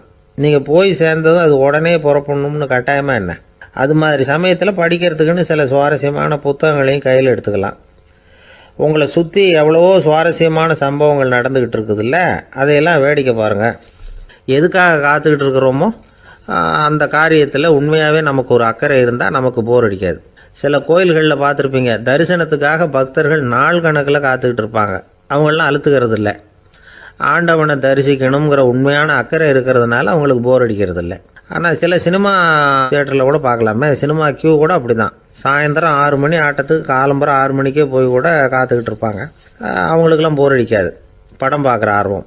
இன்னொரு முக்கியமான விஷயத்தை நாம் பழக்கப்படுத்திக்கணும். லிவ் ஃபார் தி மூமெண்ட் அப்படிங்கிறாங்க நிபுணர்கள். ரொம்ப பேர் எப்படின்னா அடுத்தபடியாக நடக்க போகிற விஷயத்திலேயே கவனமாக இருப்பாங்க. அந்த நினைப்புலேயே இந்த நிமிஷத்தை பொறுமை இல்லாமல் கழிப்பாங்க. ஒருத்தர் இருக்கார், அவர் எப்படின்னா ஆஃபீஸ் முடியறதுக்குள்ளேயே சார் 5 மணிக்கெல்லாம் ரெடியாக இருங்க, நாம் அந்த ஹோட்டலில் போய் டிஃபன் சாப்பிட்ணும் அப்படின்னு 4 மணிலேருந்து சொல்லிகிட்டு இருப்பார். 4:55 பரபரப்பாக ஓடி வருவார். 2 பேரும் புறப்படுவோம், ஹோட்டலுக்கு போவோம், சாப்பிட்டுக்கிட்டு இருப்போம். அப்படி சாப்பிட்டுட்டு இருக்கிறப்ப சார் சாப்பிட்டு முடித்ததும் நேராக ஒரு ஜவுளி கடைக்கு போகிறோம் அப்படிம்பார். பரபரக்க சாப்பிட்டு முடிப்பார், புறப்படுவார். ஜவுளி கடையில் அவசரமாக சீக்கிரம் பில் போடுங்க சார், சினிமாவுக்கு நேரம் ஆகிடும்பார். சினிமா தியேட்டரில் உட்காந்து அடுத்தபடியாக எங்கே டின்னர் சாப்பிட்றதுன்னு யோசனை பண்ணிகிட்டு இருப்பார். ராத்திரி படுக்கையில் விழுந்ததுக்கு அப்புறமும் நாளைக்கு காலையில் எழுந்திரிச்சதும் அதை பண்ணணும் இதை பண்ணணும்னு திட்டம் போட்டுக்கிட்டே இருப்பார். அதாவது எப்போவும் அடுத்த நிமிஷம், அடுத்த நாள், அடுத்த வாரம், அடுத்த வருஷம், இதுதான் அவங்க சிந்தனை. இந்த நிமிஷம் என்ஜாய்மெண்ட்டை அவங்க இழந்துடுறாங்களாம். அதனால தான் வாழ்நாள் பூரா பொறுமையின்மை, அவஸ்தை, அல்லல். அதனால் நாம் எல்லாரும் வாழ்க்கையில் நிதானமாக இருக்கிறதுக்கு கற்றுக்கணுமா. அதுக்காக இந்த நிதானத்துக்கு வேறு விதமான அர்த்தம் பண்ணிக்கக்கூடாது. ஒருத்தர் அப்படித்தான் ஒரு தடவை அவருடைய குதிரை காணாமல் போயிட்டு தான். அதுக்காக அவர் கவலைப்படலை, நிம்மதியாக இருந்தார், சந்தோஷமாக இருந்தார். என்ன சார் இது, உங்கள் குதிரை திருட்டு போயிட்டுதுங்கிறீங்க, நீங்கள் கவலைப்படாமல் இருக்கிறீங்களே அப்படின்னு கேட்டாங்களாம். அதுக்கு அவர் சொல்லியிருக்கார், நல்ல வேலை சார், கட்டியிருந்த குதிரை காணாமல் போயிருக்குது. நான் அது மேலே உட்காந்துருக்கிற சமயம் அது காணாமல் போயிருந்ததுன்னா, திருட்டு போயிருந்ததுன்னா நானும் சேர்ந்தில் காணாமல் போயிருப்பேன் அப்படின்னாராம். எவ்வளவு நிதானமான ஆள் பாருங்கள். ஒரு ஊரில் ஒரு மன்னர் இருந்தார். ஒரு நாள் அவருடைய அரசவைக்கு ஒரு ஓவியன் வந்தான். அவன் சீனா தேசத்திலிருந்து வந்தவன், தாவோ சிந்தனையாளன். அவன் அங்கே மன்னர் முன்னாடி நிற்கிறான். யாரும் செய்ய முடியாத ஒரு காரியத்தை என்னால் செய்ய முடியும்னா. இவன் இப்படி சொன்னதை கேட்டதும் ஏற்கனவே அங்கே இருந்த அரசவை ஓவியன் ஒருத்தனுக்கு கோபம் வந்துட்டுது. இதோ பாரு, இப்படிலாம் பேசக்கூடாது, நான் வேணும்னா உன்னுடைய சவாலை ஏற்றுக்கிறேன் அப்படின்னா. நாம் 2 பேரும் ஓவியம் தீட்டுவோம், அதை பார்த்துட்டு நம்ம 2 பேரில் யார் சிறந்த ஓவியன் அப்படிங்கிறத மன்னரே தீர்மானம் செய்யட்டும், என்ன சொல்கிற அப்படின்னு கேட்டான் அவன். அவனும் சரின்னு ஒத்துக்கிட்டான். போட்டி ஆரம்பமாச்சு. அரசர் அவங்களுக்கு 2 சுவர்களை ஒதுக்கி கொடுத்தார். 6 மாத காலம் அவகாசம் கொடுத்தார். 2 ஓவியர்களும் அவங்கவங்க வேலையை ஆரம்பிச்சாங்க. இரவு பகலாக வேலை செய்ய ஆரம்பிச்சுட்டாங்க. 6 மாதம் முடிஞ்சது.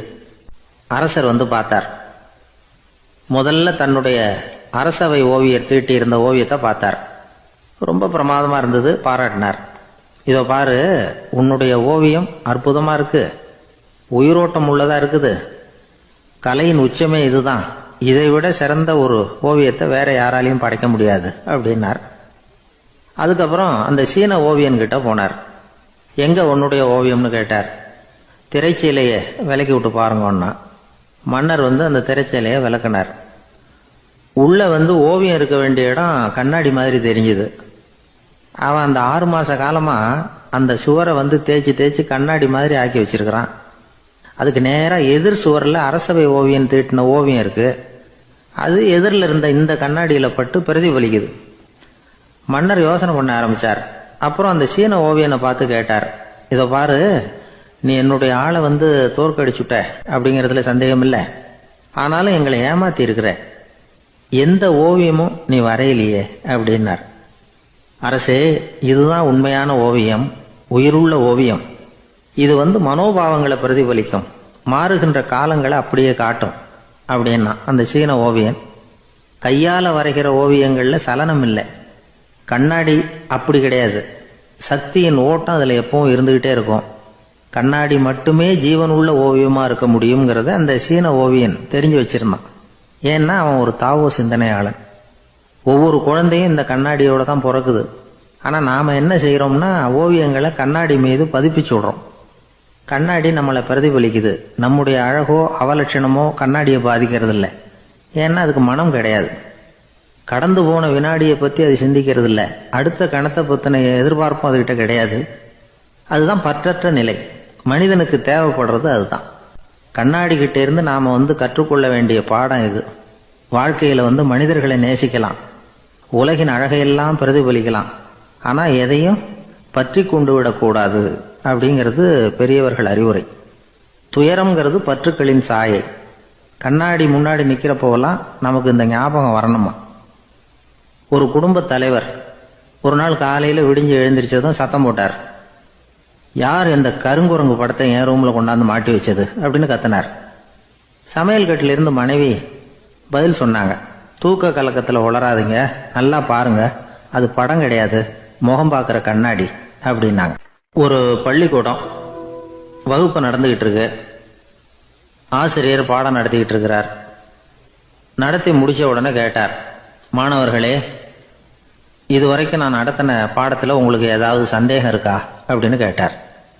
அப்புறம் ஒவ்வொருத்தராக கேட்டார். ஒரு மாணவன் எழுந்திரிச்சான். சார், எனக்கு சந்தேகம் எதுவுமே இல்லைன்னா. ஏன்னு கேட்டார். ஏன்னா எனக்கு நீங்கள் நடத்தின பாடம் தெளிவாக புரிஞ்சுட்டுது, அதனால் சந்தேகம் வரலன்னா. இன்னொரு மாணவன் எழுந்திரிச்சான். சார், எனக்கும் சந்தேகம் எதுவும் இல்லைன்னா. ஏண்டான்னு கேட்டார். ஏன்னா எனக்கு நீங்கள் நடத்தின பாடம் எதுவுமே புரியல, அதனால் சந்தேகம் வரல அப்படின்னா. இந்த இடத்துல நாம் கொஞ்சம் சிந்திச்சு பார்க்கணும். இந்த உலகத்தில் எல்லாம் புரிஞ்ச ஒருத்தனுக்கும் சந்தேகம் வராது, எதுவுமே புரியாத ஒருத்தனுக்கும் சந்தேகம் வராது. அறகுறையாக புரிஞ்சுக்கிட்டவன் இருக்கான் பாருங்க, அவனுக்கு தான் அடிக்கடி சந்தேகம் வரும். ஆக மாணவர்களை இந்த 3 வகையாக பிரிக்கலாம். அதே மாதிரி தான் மனிதர்களையும் 3 வகையாக பிரிக்கிறாங்க ஆன்மீகவாதிகள். ஒரு ஆன்மீக பெரியவர் என்ன சொல்றார் தெரியுமா? இந்த உலகத்தில் 3 வகையான மனிதர்கள் இருக்கிறாங்களாம். முதல் வகை எப்படி தெரியுமா? இவங்களுக்கு எதையும் தெரிஞ்சுக்கணுங்கிற அவசியமே கிடையாது. ஏன்னா அவங்களுக்கு எல்லாமும் தெரியும். இவங்க வந்து ஞானத்தின் முழு வடிவாக இருக்கிற காரணத்தினால அவங்களுக்கு எந்த சந்தேகமும் இல்லை, எந்த கேள்விகளும் கிடையாது. இந்த நிலையில் இருக்கிறவன் கிருஷ்ணன். எல்லாத்துக்கும் விடை தெரிஞ்சுக்கிட்ட நிலையில அவன் விடையாக மாறிவிட்டான் அப்படின்னு சொல்லுவாங்க. ரெண்டாவது நிலையில இருக்கிறவன் அர்ஜுனன். இவனுக்கு எப்போ பார்த்தாலும் கேள்விதான், சந்தேகம்தான். பதில் சொல்ல சொல்ல அவனுக்கு இருக்கிற சந்தேகமும் அதிகமாகிட்டே இருக்கும், குறையவே குறையாது. அர்ஜுனன் மாதிரி உள்ளவங்க எப்பவும் கேள்வி கேட்டுக்கிட்டே இருப்பாங்க. ஒரு கேள்விக்கு விடை கிடைச்சுட்டுன்னு வைங்க, உடனே இன்னொரு கேள்வி அவங்க கிட்ட இருந்து வரும். கிருஷ்ணனுடைய நிலை எப்படின்னா அது கேள்விகளே அற்ற ஒரு நிலை. அர்ஜுனனுடைய நிலை எப்படின்னா அது கேள்விகளை தவிர வேறு எதுவும் அற்ற ஒரு நிலை. இவங்களை தவிர இன்னொரு ஆள் இருக்கிறான், அவனுக்கும் கேள்விகள் அற்ற ஒரு நிலை தான். அவன் யாருன்னா துரியோதனன். இவனுக்கு தெரிஞ்சுக்கணுங்கிற எண்ணமே சுத்தமா கிடையாது. ஆவலே இல்லைங்கிறதுனால அதை புரிஞ்சுக்கணுங்கிற அவசியமும் இல்லை. அதனால அவனுக்கு கேள்விகள் அற்ற ஒரு நிலையில அவன் இருந்துகிட்டு இருக்கிறான். எல்லா பதிலும் தெரிந்து கொண்ட நிலையில கிருஷ்ணனும் கேள்விகள் அற்ற நிலையில இருக்கிறான். தெரிஞ்சுக்கணுங்கிற ஆவலே இல்லாத துரியோதனனும் கேள்விகள் அற்ற நிலையிலே இருக்கிறான். இப்படியும் இல்லாம அப்படியும் இல்லாம ரெண்டும் கெட்ட நிலையில இருக்கிறானே, அவன் தான் அர்ஜுனன். அதனால பெரியவங்கள்லாம் என்ன சொல்றாங்கன்னா, இந்த உலகத்துல அர்ஜுனன்களா இருக்கிறவங்க ஒண்ணு துரியோதனனா மாறிடணும், இல்லைன்னா கிருஷ்ணனா மாறிடணும். இதை தவிர வேற வாய்ப்பு இல்லை. துரியோதனன் மாதிரி உள்ளது விலங்கு நிலை, கிருஷ்ணன் மாதிரி உள்ளது தெய்வ நிலை. அர்ஜுனன் விலங்காவும் ஆக முடியல, தெய்வமாவும் ஆக முடியல. இப்படி ரெண்டும் கெட்டானா இருக்கிற வரைக்கும் இந்த கேள்விகளும் பிரச்சனைகளும் இருந்துகிட்டே தான் இருக்கும். இதுதான் பெரியவர்கள் சொல்லுகிற அனுபவ உண்மை. ஒரு ஆசிரியர் ரொம்பவும் விரிவா விளக்கமா பாடம் நடத்தின பிறகு, மாணவர்களே ஏதாவது சந்தேகம் இருந்தா கேளுங்கன்னாராம். ஒரு மாணவன் எழுந்திருச்சான். சார், எனக்கு ஒரு சந்தேகம்னா. என்னன்னு கேட்டார். இது வரைக்கும் என்ன பாடம் சார் நடத்துனீங்க அப்படின்னா அந்த பையன். ஒரு ஊர்ல ஒருத்தர் இருந்தான். ஏதோ ஒரு சின்ன அலுவலகத்துல வேலை பார்த்துக்கிட்டு இருந்தான். ரொம்ப ஏழை. வர்ற கொஞ்சம் வருமானத்தை வச்சு வாழ்க்கையை ஓட்டிக்கிட்டு இருந்தான். ஒரு நாள் தெரு வழியா அவன் நடந்து வந்துகிட்டு இருக்கிறான். தெருவில் ஒரு காசு கிடந்தது. அதை பார்த்துட்டான். அது குனிஞ்சு எடுத்தான். அது ஒரு பழங்கால காசு. அந்த காசு நடுவில் ஒரு துளை இருந்தது, அதாவது துளையிட்ட நாணயம். பழங்காலத்தில் புழக்கத்தில் இருந்த ஒரு நாணயம் அது. துளையிட்ட நாணயம் கிடைச்சதுன்னா ரொம்ப நல்லது, அது அதிர்ஷ்டம் அப்படின்னு ஒரு நம்பிக்கை உண்டு. இவன் கையில் அது கிடைச்சதும் ரொம்ப சந்தோஷப்பட்டான். இனிமேல் என்னுடைய கஷ்டம்லாம் தீரப்போகுது, அதிர்ஷ்டம் என்னை தேடி வரும், நான் பணக்காரன் ஆயிடுவேன் அப்படின்னு சொல்லிட்டு அந்த காசை தன்னுடைய கோட்டு பையில் பத்திரமா போட்டு வச்சுக்கிட்டான். அடிக்கடி அதை தொட்டு பார்த்துக்கிறது உண்டு, வெளியில் எடுக்க மாட்டான். இப்படியே கொஞ்ச காலம் ஆச்சு. அதுக்கப்புறம் என்னாச்சு தெரியுமா? நிஜமாவே அதிர்ஷ்டம் அவனை தேடி வர ஆரம்பிச்சுட்டுது. செல்வம் குவிஞ்சுது. பணம், பதவி, புகழ் எல்லாம் சேர்ந்தது. சமூகத்தில் அவன் ஒரு பெரிய மனுஷன் ஆயிட்டான். எல்லாரும் அவனை பாராட்டினாங்க. அவன் எதை தொட்டாலும் வெற்றி, எல்லாம் அந்த காசோட மகிமை அப்படின்னு அவன் மனசுக்குள்ள நினைச்சுக்கிட்டான். தினமும் காலையில் அந்த கோட்டை போட்டுக்கிட்டு தான் வெளியில் கிளம்புவான். புறப்படுறதுக்கு முன்னாடி கோட்டு பாக்கெட்டை தொட்டு பார்த்துக்குவான், உள்ள காசு இருக்கா அப்படிங்கிறத உறுதிப்படுத்திக்குவான். அதுக்கப்புறம் தான் வெளியில் கிளம்புவான். இப்படியே பல வருஷம் ஓடி போச்சு. ஒரு நாள் அவனுக்கு அந்த ஆசை வந்துட்டுது, அதாவது அந்த துளையிட்ட நாணயத்தை எடுத்து கண்ணால் பார்க்கணும் அப்படின்னு. காலையில் சாப்பிட்டுக்கிட்டு இருந்தான். அப்போ தன்னுடைய மனைவி கிட்ட சொன்னான், ரொம்ப நாளைக்கு அப்புறம் என்னுடைய அந்த நாணயத்தை இன்னைக்கு வெளியில் எடுத்து பார்க்க போறேன்னா. என்னத்துக்கு அது, இப்போ அதை பார்க்க வேணாமே அப்படின்னு மெதுவாக இழுத்தாங்க அந்த அம்மா. இல்லை நான் பார்த்தே தீரணும் அப்படின்னு அவன் தன்னுடைய சட்டை பைக்குள்ள கையை விட்டான். உள்ளே இருந்த நாணயத்தை வெளியில் எடுத்தான். பார்த்தா அவனுக்கு ஆச்சரியமாக போச்சு. அந்த நாணயத்தில் தொலையே இல்லை. என்ன ஆச்சு அப்படின்னு சொல்லி அவன் ரொம்ப குழம்பி போயிட்டான். இப்போ அந்த அம்மா சொன்னாங்க, நான் தான் ஒரு நாள் உங்கள் கோட்டு ரொம்பவும் தூசியாக இருக்கேன்னு சொல்லி அதை ஜன்னலுக்கு வெளியில் உதறினேன். உள்ளே இருந்த அந்த காசு அப்போ எனக்கு தெரியாது, ஞாபகத்தில் இல்லை. அது தெருவில் விழுந்துட்டது போல இருக்கு. அதுக்கப்புறம் எவ்வளவோ தேடி பார்த்தேன், கிடைக்கல. அதுக்குள்ளே அதை யாரோ எடுத்துகிட்டு போயிட்டாங்க போல இருக்கு. அது இல்லைங்கிறது உங்களுக்கு தெரிஞ்சால் வருத்தமாக இருக்குமேங்கிறதுக்காக நான் தான் வேற ஒரு நாணயத்தை எடுத்து சட்டை பைக்குள்ளே வச்சுட்டேன் அப்படின்னு விவரத்தை சொன்னாங்க அந்த அம்மா. இது எப்போ நடந்ததுன்னு கேட்டான். உங்களுக்கு அந்த காசு கிடைச்சதே அன்னைக்கு மறுநாளே இது நடந்து போச்சு அப்படின்னாங்களாம். இதை கொஞ்சம் யோசனை பண்ணி பாருங்க. அவனுக்கு அதிர்ஷ்டத்தை கொடுத்தது அந்த நாணயம் இல்லை, அவனுடைய நம்பிக்கை, அதாவது தன்னம்பிக்கை. அதுதான் வேலை செஞ்சிருக்கு.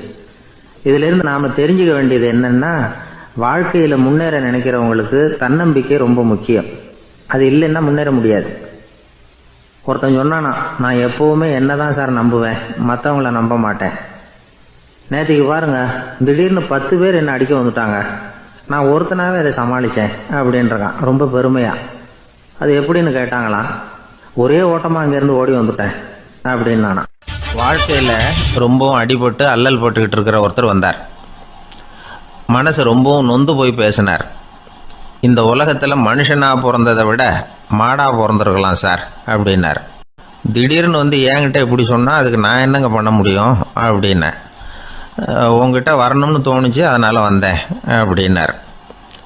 சரிங்க, இப்படி ஒரு யோசனை வந்ததுக்கு என்ன காரணம் அப்படின்னு சொல்லி அவர்கிட்ட கேட்டேன். அதுக்கு அவர் சொன்னார், என் பையனுக்கு வேலை தேடுறேன் கிடைக்கல, பொண்ணுக்கும் மாப்பிள்ளை தேடுறேன் கிடைக்கல, வீடு கட்டுறதுக்கு கடன் கேட்குறேன் கிடைக்கல. மாடாக பிறந்திருந்தா இது மாதிரி கவலையெல்லாம் கிடையாதுல்ல, பேசாமல் வைக்கோலை தின்னுக்கிட்டு அசை போட்டுக்கிட்டே கடந்து விடலாமே அப்படின்னார் அலட்சியமாக. அதுக்கப்புறம் தான் அவர் சொன்ன கருத்தை நானும் கொஞ்சம் அசை போட ஆரம்பித்தேன் மனசுக்குள்ளே.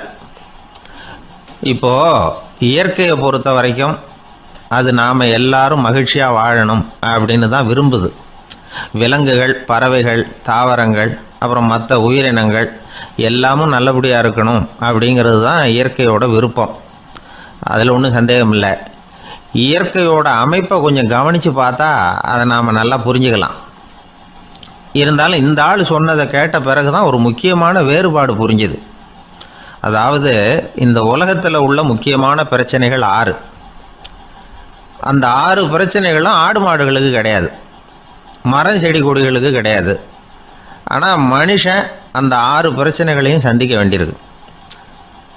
சரி, அந்த 6 பிரச்சனைகள் என்னென்ன தெரியுமா? முதல்ல, இந்த ஆடு மாடுலாம் நமக்குன்னு சொந்தமாக ஒரு வீடு இல்லையே அப்படின்னு கவலைப்பட்டுக்கிட்டு இருக்கிறதில்ல. ஆனால் மனிதனுக்கு வீடு தேவைப்படுது. இது ஒரு வித்தியாசம். இப்போ 2வது பிரச்சனை என்னென்னா ஆடை பிரச்சனை. ஒரு கோழியோ சேவலோ நாம் போட்டுக்கிறதுக்கு ஒரு சட்டை இல்லையே அப்படின்னு கவலைப்படுறதில்ல. ஆனால் மனுஷனுக்கு அந்த கவலை உண்டு. சரி, இப்போ 3வது என்னன்னு பார்த்தா கல்வி பிரச்சனை. ஒரு பசுமாடு கவலையோடு நின்றுக்கிட்டு இருக்கு அப்படின்னு வச்சுக்குவோம். நீங்கள் அதுக்கிட்ட போய், ஏன் பசுமாடை கவலையோடு நின்றுக்கிட்டு இருக்கிற அப்படின்னு கேட்குறீங்க. என் கண்ணுக்குட்டிக்கு எல்கேஜியில் இடம் கிடைக்கல, டொனேஷன் கொடுக்கறதுக்கு கையில் பணமும் கிடையாது, சிபாரிசுக்கு யாரை பிடிக்கிறதுன்னு தெரியல, இப்படியா சொல்லிகிட்டு இருக்கோம். அதுக்கு அந்த கவலையெல்லாம் கிடையாது. ஆனால் மனிதனுக்கு அந்த கவலை உண்டு. 4வது என்னன்னு பார்த்தீங்கன்னா வேலை வாய்ப்பு பிரச்சனை. வேலை கிடைக்கலையே அப்படின்னு வேப்ப மரம் கவலைப்படுறதில்ல, ஆனால் மனுஷன் கவலைப்படுறான். 5வது என்னன்னு பார்த்தா கல்யாண பிரச்சனை.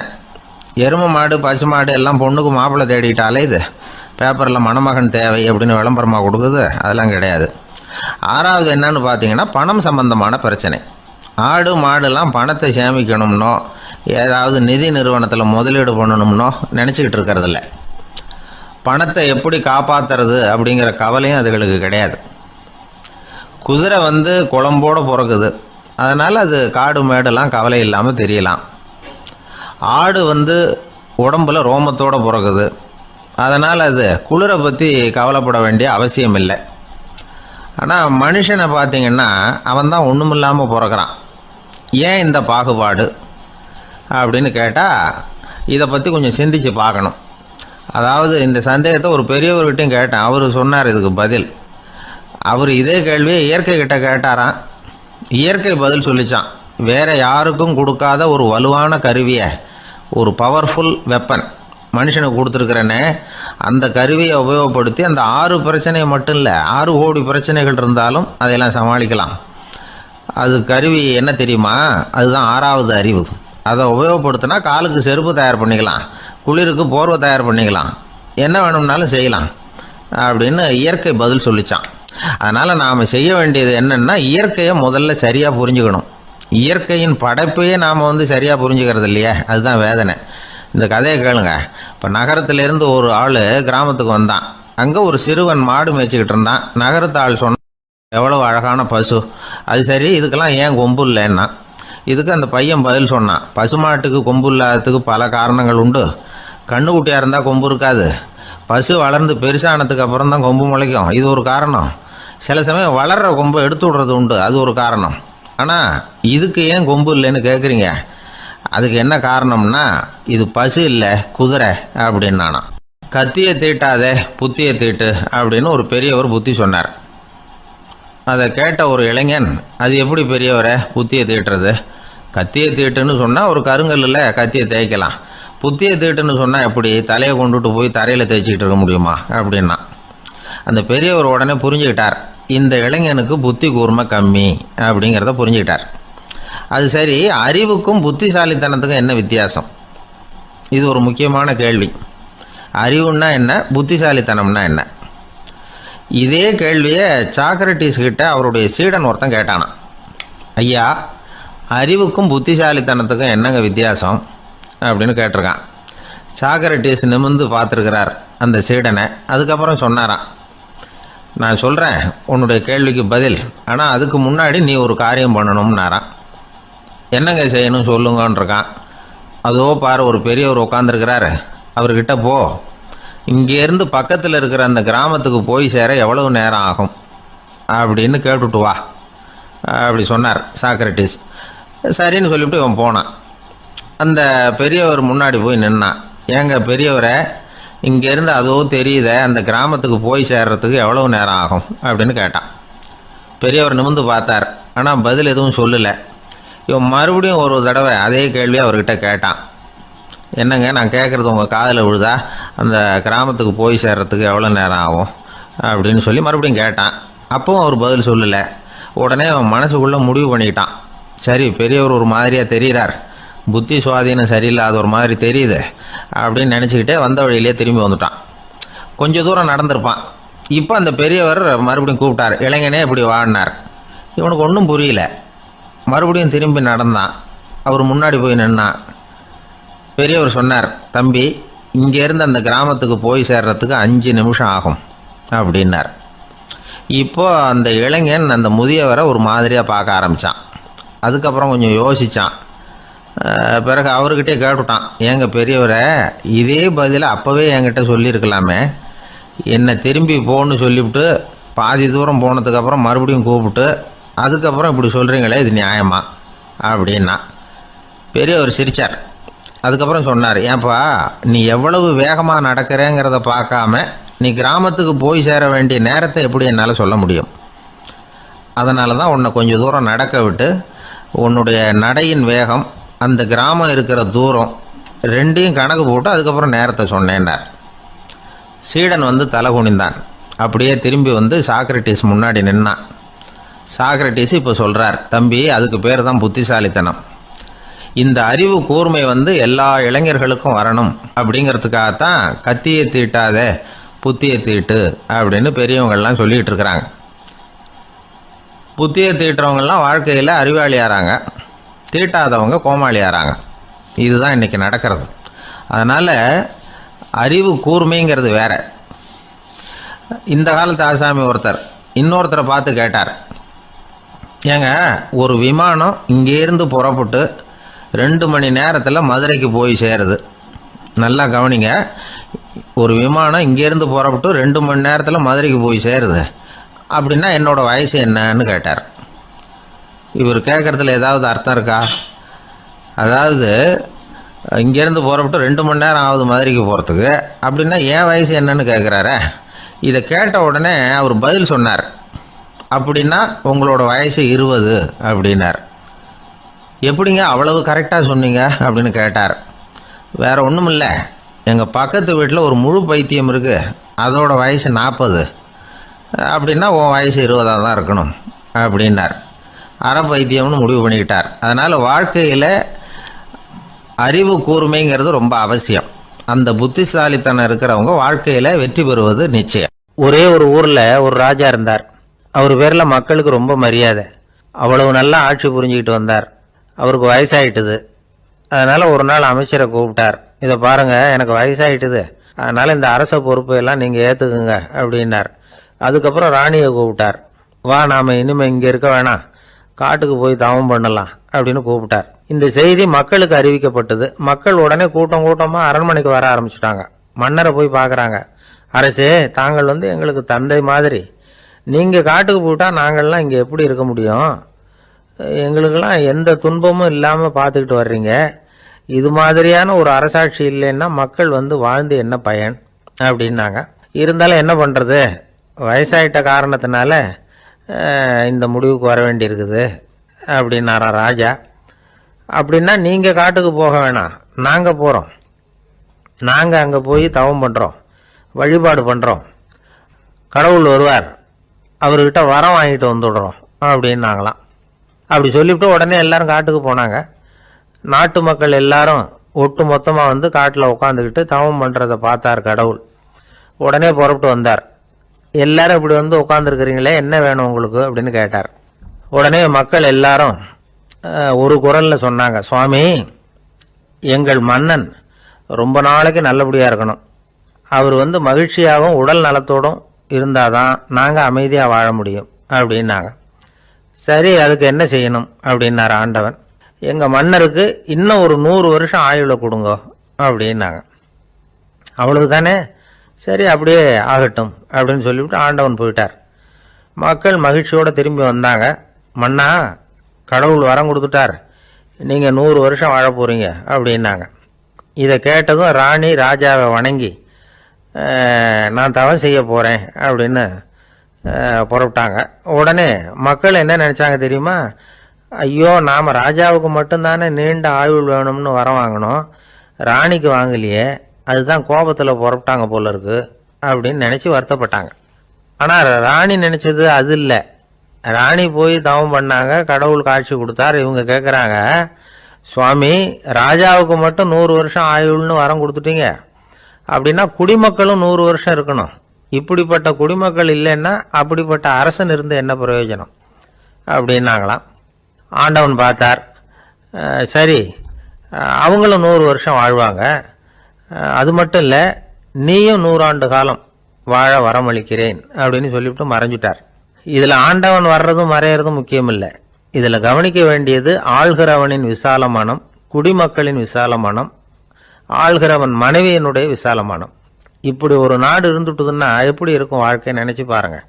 அதனால தான் பெரியவங்கள்லாம் சொல்கிறாங்க, இதய வாசல் திறந்தே இருக்கணும், இதயத்தின் கதவுகளை மூடாதீங்க அப்படின்னு சொல்லுவாங்க. என்கிட்ட ஒருத்தர் சொன்னார், என்னுடைய இதய வாசல் எப்பவும் திறந்தே தான் இருக்குதுன்னார். எதனால் அப்படி சொல்கிறீங்க அப்படின்னு கேட்டோம். டாக்டரே சொல்லிவிட்டார், என்னுடைய இதயத்தில் ஒரு ஓட்டை இருக்குது அப்படின்னு, வால்வு சரியில்லையா அப்படிங்கிறார். ஒரு ஊரில் ஒரு ராஜா இருந்தார். அவர் அடிக்கடி காட்டுக்கு வேட்டையாட போவார். சில நண்பர்களையும் கூட அழைச்சிக்கிட்டு போவார். காட்டுக்கு போனதும் ஆளுக்கு ஒரு பக்கமாக போய் வேட்டையாடுவாங்க. சாயந்தரமாக திரும்பி வருவாங்க. மறுநாள் அரண்மனையில் உட்காந்து ஒவ்வொருத்தரும் அவங்க அனுபவங்களை எல்லாம் சொல்லிக்குவாங்க. அவங்க வீரத்துக்கு தகுந்த மாதிரி பரிசை அந்த ராஜா கொடுப்பார்.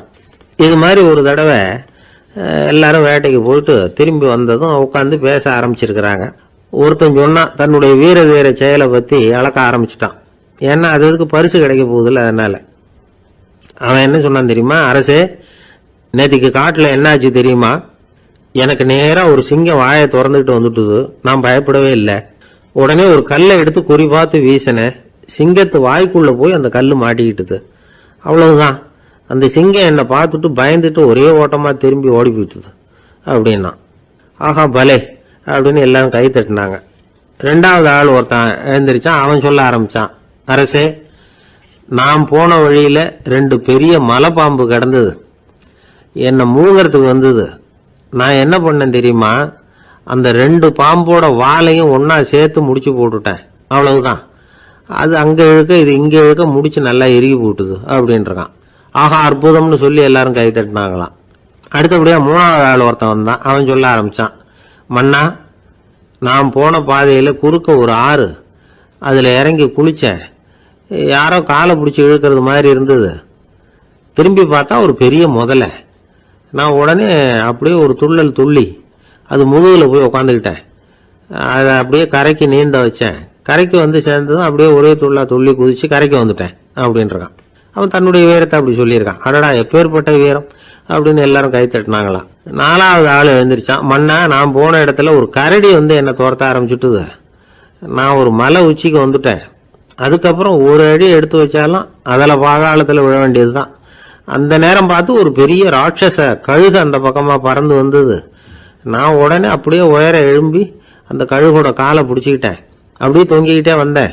ஒரு நல்ல இடம் வந்தது, தொப்புன்னு கீழே குதிச்சு நடந்து வந்துட்டேன். நான் இதுக்கும் எல்லாரும் கை தட்டுறாங்க. கடைசியாக ஒரு ஆள் எழுந்திரிச்சான். அரசே, நான் போன வழியில் ஒரு பெரிய யானை குறுக்க வந்தது. பயங்கரமாக சத்தம் போட்டுக்கிட்டே வந்தது. நான் பயந்து ஓடலை. உடனே என்ன பண்ணேன் தெரியுமா? அந்த யானையோட வாலை பிடிச்சி தூக்கினேன். தலைக்கு மேலே தூக்கி கரன்னு சுத்தினேன். வேகமாக சுற்றி வீசி எறிஞ்சேன். அவ்வளவுதான். அதே ஸ்பீடில் அந்த யானை மேலே போக ஆரம்பிச்சுட்டுது. இன்னும் கூட அது போய்கிட்டே தான் இருக்குது, கீழே விழவே இல்லைன்னா. இதை கேட்டதும் ராஜாவுக்கு கோபம் வந்துட்டுது. என்ன முட்டாள்னு நினச்சிக்கிட்டு பேசுறியா? யானையை நீ வாழை பிடிச்சி தூக்குன, அதை நான் நம்பணுமா அப்படின்னார். உடனே இவன் பணிவாக பதில் சொன்னான். அரசே, ஒரு சிங்கத்து வாயில கல் மாட்டிக்கிட்டதை நம்புறீங்க, மலைப்பாம்பு வாழை பிடிச்சி முடிச்சு போட்டதை நம்புறீங்க, முதல்ல முதுகலை சவாரி பண்ணதையும் நம்புறீங்க, கழுகு காலை பிடிச்சிக்கிட்டு பறக்கிறதையும் நம்புறீங்க. அப்படி நம்புறப்ப நான் சொன்னதை மட்டும் நம்பக்கூடாதா அப்படின்னு கேட்டானான். பொய் சொன்னவங்க எல்லாம் தலையை தொங்க போட்டுக்கிட்டாங்களாம். ராஜா அவங்கள பார்த்து சொன்னாராம், நீங்க எல்லாரும் என்ன முட்டாளாக்கி இருக்கிறீங்க. கடைசியா பேசின இவன் தான் எனக்கு உண்மை எது பொய் எதுங்கிறத புரிய வச்சிருக்கிறான். இவன் தான் உண்மையான தைரியசாலி அப்படின்னு சொல்லி அவனுக்கே பரிசையெல்லாம் கொடுத்து பாராட்டினாராம். இப்படி ஒரு கதை. உண்மையை நிலைநாட்டுகிறவன் தான் உண்மையான வீரன் அப்படிங்கிறத இதுல இருந்து நாம புரிஞ்சுக்கணும். இந்த காலத்துல எல்லாம் பொய் சொன்னாதான் பிழைக்க முடியுங்கிறது ஒரு சில பேரோட நம்பிக்கை. ஒரு அப்பாவுக்கு தன் மகனுக்கு பொய் சொல்ல தெரியலையேங்கிற கவலை. பொய் சொன்னாதான் இந்த உலகத்துல பிழைக்கலாம், ஆனா இவனுக்கு அது தெரியலையே, அதனால இவனை அழைச்சிட்டு போய் நடுக்கடல்ல விட்டுட்டு வந்துருவோம் அப்படின்னு அழைச்சிட்டு புறப்பட்டான். கடற்கரைக்கு போனான். மகனுக்கு சந்தேகம், எங்கப்பா என்ன அழைச்சிட்டு போறேன்னு கேட்டிருக்கான். கடல்ல மீன் பிடிக்க கத்து கொடுக்க போறேன் உனக்கு அப்படின்னானா. நான் ஏற்கனவே மீன் பிடிச்சிட்டேனேன்னானா இவன் மகன். எங்க அதுன்னு கேட்டிருக்கான். அப்பங்காரன். சுட்டு சாப்பிட்டுட்டேன் இருக்கான் புள்ள. அப்பங்காரன் பார்த்தான், சரி நம்ம புள்ள பொழைச்சிக்கோ அப்படின்னு சொல்லி திருப்பி அழைச்சிட்டு வந்துட்டானா. இணை புரியாத 2 நண்பர்கள் இருந்தாங்களாம்.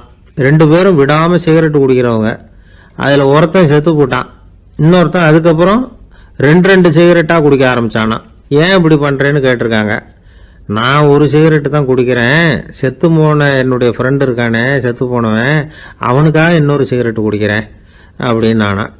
இது ரொம்ப ஆபத்து, விட்டுடு அப்படின்னு சொல்லியிருக்காங்க. சரின்னு ஒத்துக்கிட்டான். ஆனா அதுக்கப்புறமும் ஒரு சிகரெட் வீதமா குடிச்சுக்கிட்டே இருந்தான். சிகரெட் பழக்கத்தை நீ இன்னும் விடலையான்னு கேட்டாங்களாம். அந்த பழக்கத்தை நான் எப்பவோ விட்டுட்டேன், இப்ப நான் குடிக்கிறது என் ஃப்ரெண்டுக்காக அப்படின்னு நானா. இவங்கெல்லாம் எப்படி திருந்துறது? அளவுக்கு மிஞ்சினால் அமிர்தமும் நஞ்சு அப்படின்னு சொல்லுவாங்க. அது உண்மைதான். ஒருத்தருக்கு அளவுக்கு மீறிய புகழ் வந்துட்டுதுன்னு வச்சுங்க, அது கூட ஆபத்தா போயிடுறது உண்டு. பழங்காலத்துல எல்லாம் கிரேக்க தேசத்துல ஒரு பழக்கம் உண்டாம். அதாவது யாராவது ஒருத்தரை நாடு கடத்தணும்னா அதுக்கு ஒரு வழி உண்டு. அதாவது ஒருத்தரை நாடு கடத்தணும்னு மக்கள் விரும்புறாங்கன்னு வச்சுங்களேன், அவர் பேரை ஒரு மண்பாண்ட ஓட்டு சில்லுல எழுதி அதை ஒரு குறிப்பிட்ட பொது இடத்துல போட்டுற வேண்டியது, அவ்வளவுதான். இது மாதிரி பல பேர் போட்டுக்கிட்டே இருப்பாங்க. எல்லாம் அப்படியே குவிஞ்சு போயிடும். அந்த ஓட்டாஞ்சில்லு குவியல்ல யாருடைய பேர் அதிகமாக இருக்குதோ அந்த நபரை ஒரு 10 ஆண்டுகள் நாடு கடத்தி விடுவாங்க. இது அந்த ஊர் வழக்கமா. ஒரு நாள் அந்த குவியலுக்கு பக்கத்தில் ஒரு ஆள் நின்றுகிட்டு இருக்கிறான். அவன் கையில் ஒரு ஓட்டாஞ்சில்லு வச்சிருக்கிறான். அதில் யாரோட பேரையோ எழுதணும், எழுதி அந்த இடத்துல போடணுங்கிறது அவன் ஆசை. ஆனால் அவன் படிக்காதவன், அதனால எழுத தெரியல. யாராவது அந்த வழியாக வர்றாங்களான்னு பார்த்துக்கிட்டே நின்றுக்கிட்டு இருந்தான். ஒரு பெரியவர் வந்துக்கிட்டு இருந்தார். அவர்கிட்ட ஓடினான். கையில் இருந்த மண்பாண்ட சில்லை கொடுத்தான். ஐயா, இதில் ஒரு பேர் எழுதி கொடுங்களேன்னா. அந்த பெரியவர் அதை வாங்கி கையில் வச்சுக்கிட்டு, என்ன பேர் எழுதணும் சொல்லு அப்படின்னா. இவன் சொன்னான், அரிஸ்டைடிஸ் அப்படின்னு எழுதுங்க அப்படின்னா. இதை கேட்டதும் அந்த பெரியவருக்கு அதிர்ச்சி. ஏன்னா அவர் தான் அரிஸ்டைடிஸ், தத்துவ மேதை அரிஸ்டைடிஸ் அவர். இருந்தாலும் நான் தான் அதுங்கிறத காட்டிக்காம அந்த ஆளுகிட்ட கேட்டார். அது சரிப்பா, அரிஸ்டைடிஸ்ங்கிற பேரை எழுத சொல்ற, அவர் உனக்கு என்ன கெடுதல் பண்ணார், அவர் பேரை இதில் எழுத சொல்றியே அப்படின்னு கேட்டிருக்கார். அதுக்கு இவன் சொன்னானா, அவர் எனக்கு எந்த கெடுதலும் பண்ணல, அவரை நான் பார்த்தது கூட இல்லை அப்படின்னு இருக்கான். அப்புறம் எதுக்காக அவரை நாடு கடத்தணும்னு நீ ஆசைப்படுற அப்படின்னு கேட்டிருக்கார். இப்போ அந்த ஆள் சொல்றான், அரிஸ்டைடஸை பற்றி எல்லாரும் பேசுகிறாங்க, அவர் ரொம்ப நல்லவர், அவர் ஒரு பெரிய அறிவாளிங்கிறாங்க. அவர் ஒரு பெரிய வள்ளல், பேரறிஞர், இப்படி எல்லாரும் சொல்றதை கேட்டு கேட்டு எனக்கு ரொம்ப அலுத்து போயிட்டுது. அதனால தான் வெறுப்பாயிட்டேன் அப்படின்னு நானும். இதிலிருந்து என்ன தெரியுது? நாம நல்லவனா இருக்கிறதுல ஒன்றும் இடைஞ்சல் இல்லை. ஆனா நம்மளை நல்லவன் நல்லவன் எல்லாரும் சொல்ல ஆரம்பிச்சிட்டாங்கன்னு வச்சுக்கோங்க, அப்போ இடைஞ்சல் ஆரம்பம்னு அர்த்தம். எதுவுமே அளவுக்கு மிஞ்சி போகாம பார்த்துக்க வேண்டியது ரொம்ப அவசியம். அளவுக்கு அதிகமா ஆசைப்படாதவங்கள ஆப்ரஹாம் லிங்கனும் ஒருத்தரான். அவரு ஒரு தடவை தன்னுடைய நண்பர்கள்கிட்ட பேசிக்கிட்டு இருந்தாராம். ஒருத்தர் கேட்டிருக்கார், ஒரு மனுஷனுக்கு கால்கள் எவ்வளவு உயரம் இருக்கணும் அப்படின்னு கேட்டாராம். இதுக்கு ஆப்ரஹாம் லிங்கன் சொன்னாராம், அது என்ன, இடுப்புல இருந்து தரையை தொடுற அளவுக்கு உயரம் இருந்தா போதும் அப்படின்னாராம். ஆரம்ப காலத்துல ஒரு குரு, அப்போ ஒரு சீடன் இருந்தான். அது வேடிக்கையான குரு, வேடிக்கையான சீடன். ஒரு ஆசிரமம். ஒரு நாள் ஒருத்தன் அவசரமா அந்த குருவை தேடி வந்திருக்கிறான். என்ன விஷயம்னு விசாரிச்சார் குரு. உங்க சீடர் என்னை அடிச்சுட்டார் அப்படின்னு புகார் பண்ணானா அந்த ஆள். குரு சீடனை கூப்பிட்டார். அடிச்சே அந்த ஆளை அப்படின்னு கேட்டாராம். ஆமான் இருக்கான் சீடன். ஏன் அடிச்சே அப்படின்னு கேட்டாராம். இந்த ஆள் உங்களை பத்தி மட்டமா பேசிவிட்டான், என்னால் அதை தாங்கிக்க முடியல, அதனால தான் அடிச்சுட்டேன் இருக்கான். அப்படி என்ன பேசினா அப்படின்னு கேட்டாராம். உன்னுடைய குருநாதர் இப்பெல்லாம் அர்த்தமில்லாம பேச ஆரம்பிச்சுட்டார் அப்படின்னு சொல்லிவிட்டான், அதனால தான் அடிச்சுட்டேன் அப்படின்னு நானா. அதுக்காக அடிச்சே அப்படின்னாராம். நான் அதுக்காக அடிக்கல குருவே, இப்பெல்லாம் நீங்க அர்த்தமில்லாம பேசுறதாக அவன் சொல்றான், அப்படின்னா இதுவரைக்கும் நீங்க அர்த்தத்தோட பேசினதாகத்தானே அர்த்தம், அது தப்பு தானே, அதனால தான் அடிச்சேன் அப்படின்னு நானா. ஒரு பெரியவர் உட்கார்ந்துருக்கிறார். அவரை சுத்தி அவருடைய தோழர்கள் உட்கார்ந்துருக்கிறாங்க. ஏதோ ஒரு முக்கியமான செய்தியை அவர் அவங்களுக்கு சொல்லிட்டு இருக்கிறார். அவங்களும் ஆர்வமா கேட்டுக்கிட்டு இருக்கிறாங்க. இந்த சமயத்துல யாரோ ஒரு ஆள் வேகமா அங்க வர்றார். வர்ற வேகத்திலேயே எனக்கு ஏதாவது உதவி செய்யுங்க அப்படின்னு கேட்டுக்கிட்டே வர்றார். கேட்கறது உதவி, ஆனா குரல் மிரட்டுறது மாதிரி இருக்கு, அதட்டி கேட்கறது மாதிரி இருக்கு. இதை கேட்டதும் அந்த பெரியவர் ஆத்திரப்படலை, ஆனா அவரை சுத்தி இருந்தவங்க ஆத்திரப்பட்டாங்க. இதை பெரியவர் கவனிச்சார். கொஞ்சம் அமைதியா இருங்கன்னார். வந்தவரை கூப்பிட்டார். அவருக்கு சில பொருள்களை கொடுத்தார். என்னங்க, இப்போ உங்களுக்கு மகிழ்ச்சி தானே அப்படின்னார். அப்படின்னு அலட்சியமா அவர் சொல்றார். நான் உங்களை நல்ல முறையில் நடத்தினேன்னா அப்படின்னு கேட்குறாரு அவர் மறுபடியும். அதெல்லாம் ஒன்றும் இல்லை அப்படின்னு சொல்லி அவர் சொல்லிட்டு இருக்கிறாரு. குரலில் கடுமை குறையில. சுற்றி இருந்தவங்களால இதை பொறுத்துக்க முடியல. கோபத்தோடு அவரை நோக்கி நெருங்க ஆரம்பிச்சாங்க. பெரியவர் அவங்களையெல்லாம் தடுத்து நிறுத்தினார். வந்தவரை வாங்க என்னோட அப்படின்னு சொல்லி அழைச்சிட்டு போனார். வீட்டுக்கு போனார். அங்கே போனதும் இன்னும் சில பொருள்களை எடுத்து அவர்கிட்ட கொடுத்தார். இப்போ திருப்தி தானே, நான் உங்ககிட்ட நல்ல முறையில் நடந்துக்கிட்டேனா அப்படின்னார். அவர் முகம் இப்போதான் கொஞ்சம் மலர்ந்தது. ரொம்ப நன்றி, இறைவன் உங்கள் குடும்பத்துக்கு எல்லா நன்மைகளையும் செய்வான் அப்படின்னு சொன்னார். இதே வார்த்தைகளை என்னுடைய தோழர்கள்கிட்டே சொல்லிட்டீங்கன்னா அவங்க கோபம் தணிஞ்சிரும், வர முடியுமான்னார். கண்டிப்பாக வர்றேன் அப்படின்னாரு. மறுநாள் காலையில் அந்த இடத்துக்கு வந்தார். அதே மாதிரி சொல்லிவிட்டு அவர் போயிட்டார். தோழர்கள்லாம் ரொம்ப வியப்போடு பெரியவரை பார்த்தாங்க. அந்த பெரியவர் தான் நபிகள் நாயகம். அவர் சொன்னார், ஒருத்தன் ரொம்ப ஆசையாக ஒரு ஒட்டகத்தை வளர்த்துக்கிட்டு வந்தான். ஒரு நாள் அந்த ஒட்டகம் கயத்தை அறுத்துக்கிட்டு ஓடி போயிட்டுது. அக்கம் பக்கத்தில் இருக்கிறவங்கெல்லாம் அந்த ஒட்டகத்தை பிடிக்கிறதுக்கு முயற்சி பண்ணாங்க. அதை துரத்திக்கிட்டு ஓடினாங்க. ஒட்டகம் தாறுமாறாக ஓட ஆரம்பிச்சுது. இந்த சமயத்தில் ஒட்டகத்தை வளர்த்தவன் அங்கே ஓடி வந்தான். நீங்கள் அதை ஒன்றும் செய்ய வேணாம், விட்டுருங்க, அதோட சுபாவம் எனக்கு நல்லா தெரியும், அதை சுலபமாக என்னோட வழிக்கு கொண்டுட்டு வந்துட முடியும், நான் பார்த்துக்கிறேன், விட்டுருங்க அப்படின்னா. எல்லாரும் விலகி போயிட்டாங்க. இவன் என்ன செஞ்சான் தெரியுமா? கொஞ்சம் புல்லை கையில் எடுத்துக்கிட்டு அந்த ஒட்டகத்தை நெருங்கினான். அவ்வளவுதான். அது ஓடி இவன் காலடியில் உட்காந்துக்கிட்டது. செல்லமாக அதை அப்படியே தடவி கொடுத்தான். முதுகில் ஏறி உட்காந்துக்கிட்டான். அது பாட்டுக்கு சாதுவாக நடந்து போகுது. இந்த கதையை நபிகள் நாயகம் தம்முடைய தோழர்களுக்கு சொல்றார்.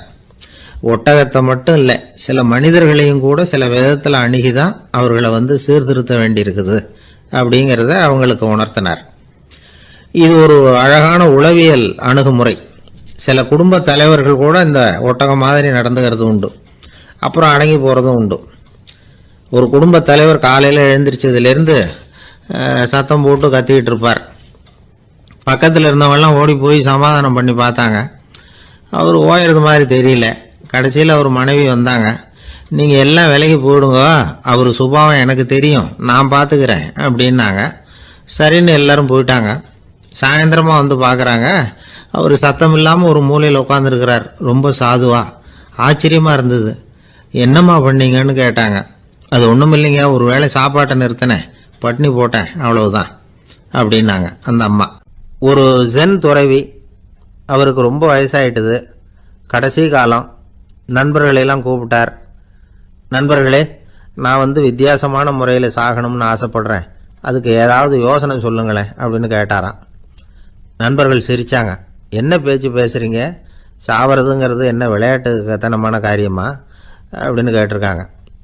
அந்த துறவி கொஞ்ச நேரம் யோசனை பண்ணார். அப்புறம் கேட்டாராம், இது வரைக்கும் யாராவது நடந்துக்கிட்டே இறந்துருக்குறாங்களா அப்படின்னாராம். எல்லாரும் இல்லைன்னாங்களாம். ஒருத்தர் மட்டும் சொல்லியிருக்கார், அப்படியும் ஒருத்தர் இறந்துருக்கிறதாக ஒரு கதையில் படிச்சிருக்கிறேன், ஒரு ஞானியால் தான் அப்படியெல்லாம் செய்ய முடியும் அப்படின்னு அவர் சொன்னாராம். சரி, அப்படின்னா அந்த முறை நமக்கு வேணாம், நின்றுக்கிட்டே யாராவது உயிரை விட்டுருக்காங்களா அப்படின்னு விசாரிச்சாராம். அப்படியும் ஒருத்தர் இறந்துருக்கிறார் அப்படின்னாங்களாம். மறுபடியும் அந்த துறவி யோசனை பண்ணியிருக்கிறார், ஏதாவது வித்தியாசமான முறையில் நாம் வந்து போகணும் அப்படிங்கிறது அவருடைய விருப்பம். மனிதன் எப்படி வாழ்கிறானோ அப்படி இறப்பது தான் நல்லது. சரி, யாராவது தலைகீழாக வந்து யோகம் செய்யும் நிலையில் இறந்துருக்கிறாங்களா அப்படின்னு விசாரிச்சாராம். நண்பர்கள் சிரித்தாங்க. தலைகீழாக நின்னபடி இறந்ததாக நாங்கள் கேள்விப்பட்டதே இல்லை, அது முடியாத காரியம் அப்படின்னு இருக்காங்க. இப்போ அந்த துறவிக்கு திடீர்னு உற்சாகம் வந்துட்டுது. உடனே எழுந்திரிச்சார், தலைகீழாக நின்னார், அப்படியே உயிரை விட்டுட்டார். அவ்வளோதான். அந்த மடாலயத்தில் ஒரே குழப்பம், எப்படி அவரை கீழே இறக்கி படுக்க வைக்கிறது அப்படின்னு புரியல. இப்படி உயிர் விடுறதை பற்றி அவங்க இதுவரைக்கும் கேள்விப்பட்டதும் இல்லை. உண்மையிலேயே வந்து இவர் வந்து இறந்து தான் போனாராங்கிறதும் தெரியல. சோதிச்சு பார்த்தாங்க, இதய துடிப்பு, நாடி துடிப்பு எல்லாம் நின்று போயிருந்தது. இவர் எப்பவும் இப்படி தான், என்ன பண்ணுறது இப்போ அப்படின்னு சொல்லி எல்லாரும் குழம்பிக்கிட்டு இருக்கிற சமயத்தில் ஒரு பெரியவர் யோசனை சொன்னார். இந்த துறவியோட மூத்த சகோதரி பக்கத்து மடாலயத்தில் இருக்கிறாங்க, அவங்கள இங்கே அழைச்சிட்டு வந்தால் ஏதாவது வழி கிடைக்கும் அப்படின்னார். அந்த அம்மாவுக்கு 90 வயசு. அழைச்சிட்டு வந்தாங்க. ஒரு குச்சியை ஊன்றிக்கிட்டு அப்படியே மெதுவாக நடந்து வந்தாங்க. வந்து, தம்பி, தலைகீழாக நின்று உயிர் விட்டு இறக்கிறத பார்த்தாங்க. தம்பின்னு கூப்பிட்டு பார்த்தாங்க, ஒன்றும் காணோம். உடனே என்ன பண்ணாங்க, தன்னுடைய கைத்தடியால் தம்பியோட உடலை ஒரு தட்டு தட்டினாங்க. ஏப்பா, சாகிறப்பவும் உன்னுடைய குறும்புத்தனத்தை விடலையா, இப்படியாடா சாகிறது, ஒழுங்கா செத்து தொலை அப்படின்னாங்களாம். அவ்வளவுதான். உடனே அந்த துறவி திரும்பி நேராக நின்னார். அக்கா, கோவப்படாத, நான் ஒழுங்கா சாகிறேன், எப்படி செத்தா என்ன, எல்லாம் எனக்கு ஒன்று தான் அப்படின்னு சொல்லிவிட்டு அப்படியே தரையில் படுத்து உயிரை விட்டாராம். அதுக்கப்புறம் அந்த அம்மா கோலை வந்து கையில் எடுத்துக்கிட்டு அப்படியே திரும்பி கூட பார்க்காம அவங்க பாட்டுக்கு போயிட்டாங்களாம். மரணத்தை ஒரு விளையாட்டாக ஆக்கிய அந்த துறவிக்கு வாழ்க்கையே ஒரு விளையாட்டாக தான் இருந்திருக்குது. எந்த நோக்கமும் இல்லாமல் செயல்படுறதுன்னா என்னங்கிறதும் அவருக்கு தெரிஞ்சிருக்குது. பயனை எதிர்பார்க்காம பணி செய்து வாழ்ந்து மறைந்த மகான் அவர். தம்முடைய தொழிலை வந்து விளையாட்டு போல செய்ய தெரிஞ்சவருக்கு வாழ்க்கையே ஒரு விளையாட்டாக மாறிடும். எல்லாமே விளையாட்டாகி விடுகிற போது மரணமும் விளையாட்டாகிவிடும் அப்படிங்கிறது தான் அந்த தத்துவம். ஆனால் அதுக்கு முன்னாடி உங்களுக்குள்ளே இருக்கிற உண்மையான நடிகனை வந்து நீங்கள் அடையாளம் கண்டுபிடிக்கணும். நீங்கள் நடிக்க வேண்டியதே இல்லை, நீங்கள் ஏற்கனவே நடிச்சுக்கிட்டு தான் இருக்கிறீங்க. நீங்கள் இந்த உண்மையை தெரிஞ்சுக்கணும், அவ்வளவுதான். இதுதான் ஞானிகளுடைய கருத்து. வாழ்க்கையை சரியாக புரிஞ்சுக்கிட்டா எல்லாமே நடிப்புங்கிறது புரியும். கல்யாண பத்திரிக்கை அனுப்பியிருந்தேனே, ஏன்டா வரலன்னு கேட்டானா ஒருத்தன். வந்திருந்தேனே அப்படின்னானா இவன். டேய், ஏன்டா போய் சொல்கிற, நான் பத்திரிக்கையே உனக்கு அனுப்பலையே அப்படின்ட்டுருக்கான் அவன். அதுக்கு இவன் சொன்னானா, பத்திரிக்கை அனுப்புனேன்னு நீ போய் சொல்கிறப்போ கல்யாணத்துக்கு வந்தேன்னு நான் போய் சொல்லக்கூடாதா அப்படின்னானா. விவசாயிகள் வந்து அவங்க விவசாயம் முன்னேறி இருக்கிற அளவுக்கு விவசாயிகளுடைய வாழ்க்கை தரம் முன்னேறலை. அந்த அளவுக்கு அவர்கள் வந்து நாட்டுக்காக உழைச்சிக்கிட்டு இருக்கிறாங்க. அந்த காலத்திலே அதை பற்றி ஒரு கதை சொல்கிறது உண்டு. ஒரு வயசான ஆள் நிலத்தில் ஏறு ஊதுகிட்டு இருந்தாராம். கிழிஞ்சு போன ஒரு சின்ன துண்டை தான் இடுப்பில் கட்டியிருந்தாராம். தலையில் ஒரு கந்தலை சுற்றி இருந்தார். உடம்பு பூரா சேரு, ரொம்ப ஏழை. ஏறு ஓட்டிகிட்டு இருக்கிறவர் வேற எப்படி இருப்பார்? இருந்தாலும் அந்த ஆள் ரொம்ப ஜாலியாக பாட்டு பாடிக்கிட்டே ஏறு ஊதுகிட்டு இருந்தாராம். உடம்புல தான் அவர் ஏழையை தவிர மனசில் ஒரு ஏழையாக தெரியல.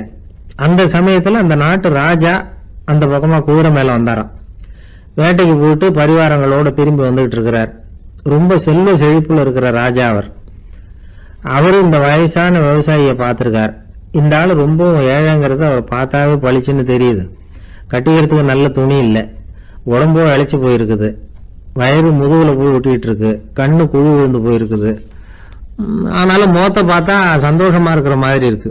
இவ்வளவு உற்சாகமா பாடிக்கிட்டு இருக்கிறாரே அப்படின்னு ஆச்சரியமா நினைச்சு பார்த்தார் அந்த ராஜா. சரி, அவர்கிட்ட கொஞ்சம் பேச்சு கொடுத்து பார்க்கலாம் அப்படின்னு முடிவு பண்ணார். ஐயா பெரியவரே, இப்படி கொஞ்சம் வர முடியுமான்னாராம். பொழுது போறதுக்குள்ள நான் இந்த வயல் பூரா உழவு ஓட்டி ஆகணும், அதனால பேசுறதுக்கு நேரம் இல்லை அப்படின்னாராம் அந்த பெரியவர். என்ன அவ்வளவு அவசரமா? மீதி இருந்தா நாளைக்கு உழுதப்படாதா? அது சரி, உனக்கு எத்தனை ஏக்கர் நிலம் இருக்கு அப்படின்னு விசாரிச்சிருக்கார் ராஜா. எனக்குன்னு சொந்தமா உள்ளங்கை அளவு கூட நிலம் கிடையாது. இது எங்க முதலாளியோட நிலம். இதை பூராவும் உழுது முடிச்சாதான் அவர் கூலி கொடுப்பார். நான் கூலிக்கு உழுதுகிட்டு இருக்கிறேன். உங்ககிட்ட பேசிக்கிட்டு இருந்தா அவருக்கு துரோகம் பண்ணது மாதிரி ஆயிடும் அப்படின்னாராம். ராஜா குதிரை விட்டு கீழே இறங்கினார். வரப்புல நடந்து அந்த பெரியவர்கிட்டே போனாராம். சரி, ஒரு நாள் பூரா உழுதான் உனக்கு எவ்வளவு கூலின்னு கேட்டிருக்கார். 8 அணா கூலி கிடைக்கும்னாராம் அவர். இது ரொம்ப காலத்துக்கு முன்னாடி நடந்த ஒரு சம்பவங்கிறதுனால அப்ப 8 அணா கூலிங்கிறது ரொம்ப பெருசு. இருந்தாலும் அதுவும் அந்த ராஜாவுக்கு பெரிய கூலியா தெரியல. இவ்வளவுதானா, இதை வச்சுக்கிட்டு நீ எப்படி காலம் தள்ளுற அப்படின்னாராம். ஒன்னும் கவலை இல்லை அப்படின்னாராம் அவரு. ராஜாவுக்கு ரொம்ப ஆச்சரியமா போச்சு. 8 அணா கூலி வாங்குற இந்த ஆளு கவலை இல்லாம இருக்கிறார், ஏராளமான வசதியோட இருக்கிறன்னா கவலை இல்லாம வாழ முடியலையே அப்படின்னு நினைச்சு பார்த்திருக்கார். அது சரி, 8 அணாவில் எப்படி குடும்பம் நடத்துற அப்படின்னு கேட்டாராம். எனக்கு கிடைக்கிற 8 அணாவில் 2 அணா குடும்பத்துக்கு செலவழிக்கிறேன், 2 அணா பழைய கடனுக்கு கொடுக்குறேன், 2 அணா தர்மம் செய்யறேன், 2 அணா வட்டிக்கு கொடுக்குறேன், ஒரு குறையும் இல்லைன்னாராம். ராஜாவுக்கு ஒன்றும் புரியல.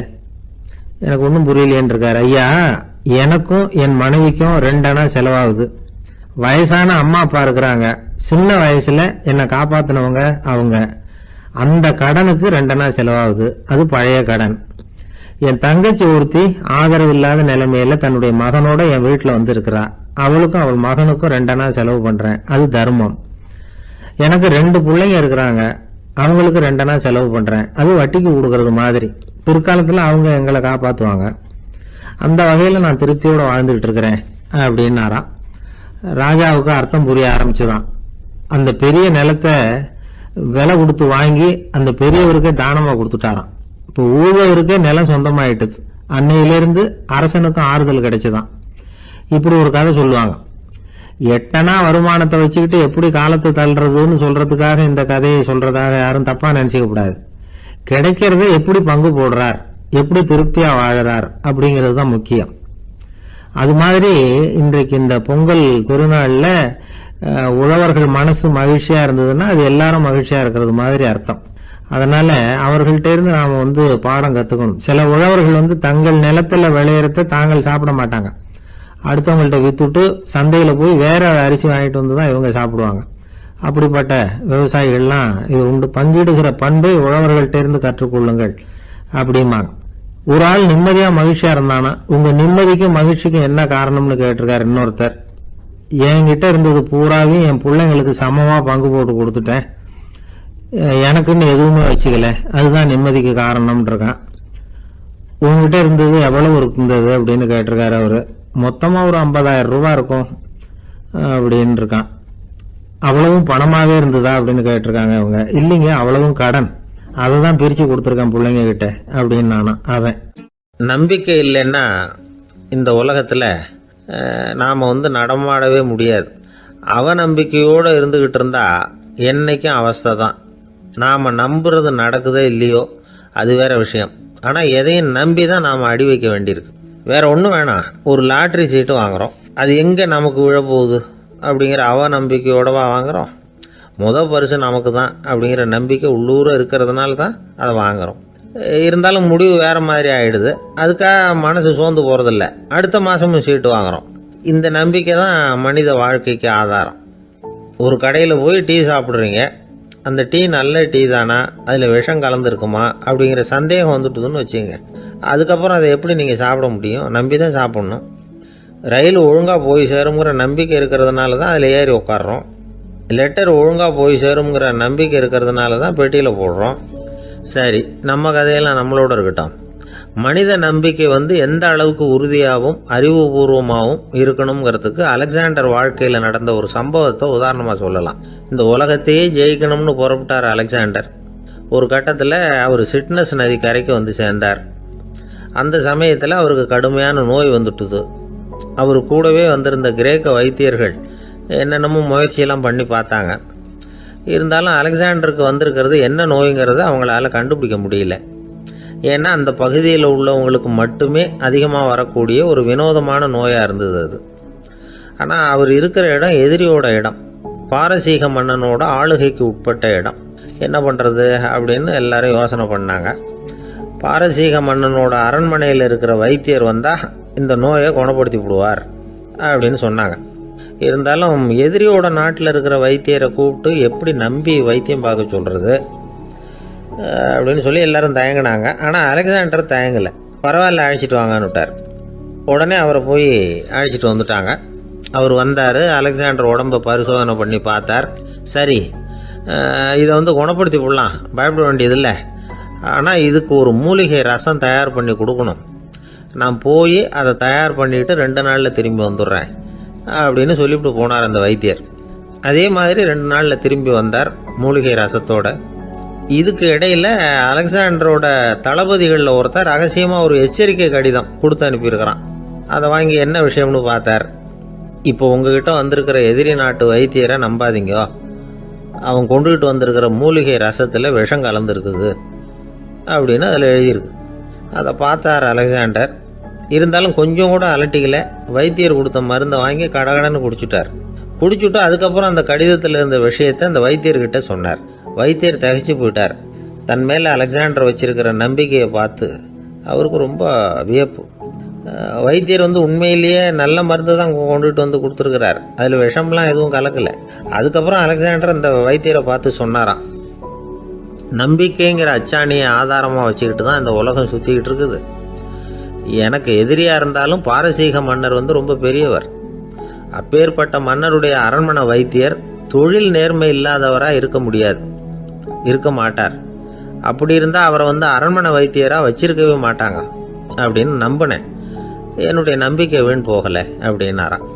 இதுதான் மானுட நம்பிக்கைங்கிறது. இந்த காலத்துலேயும் இது மாதிரி இந்த மானுட நம்பிக்கையை ரொம்பவும் சாமர்த்தியமாக கையாளுகிற கெட்டிக்காரங்க சில பேர் இருக்கிறாங்க. இந்த காலத்து குரு, அவருக்கு ஒரு சிஷ்யன். குரு முன்னாடி அந்த சிஷ்யன் ரொம்ப பணிவாக நின்று, குருவே, உங்கள் கையால் விஷத்தை கொடுத்தாலும் அதை வாங்கி மடமடன்னு குடிச்சிருவேன் அப்படின்னா. உன்னுடைய குரு பக்தியை மெச்சினேன் அப்படின்னார் குரு. அதுக்கு அந்த சிஷ்யன், அப்படி இல்லை குருவே, உங்ககிட்ட சிஷ்யனாக இருக்கிறத விட உங்கள் கையால் விஷத்தை வாங்கி குடிச்சு விடுறது ரொம்ப நல்லது, அதனால தான் அப்படி சொன்னேன் அப்படின்னா. ரொம்ப நாளைக்கு முன்னாடி ஒரு நாள் கோவலன் நாடகம் நடந்தது. எங்கள் மதுரையில் நடந்தது. அதில் ஒரு முக்கியமான கட்டம்.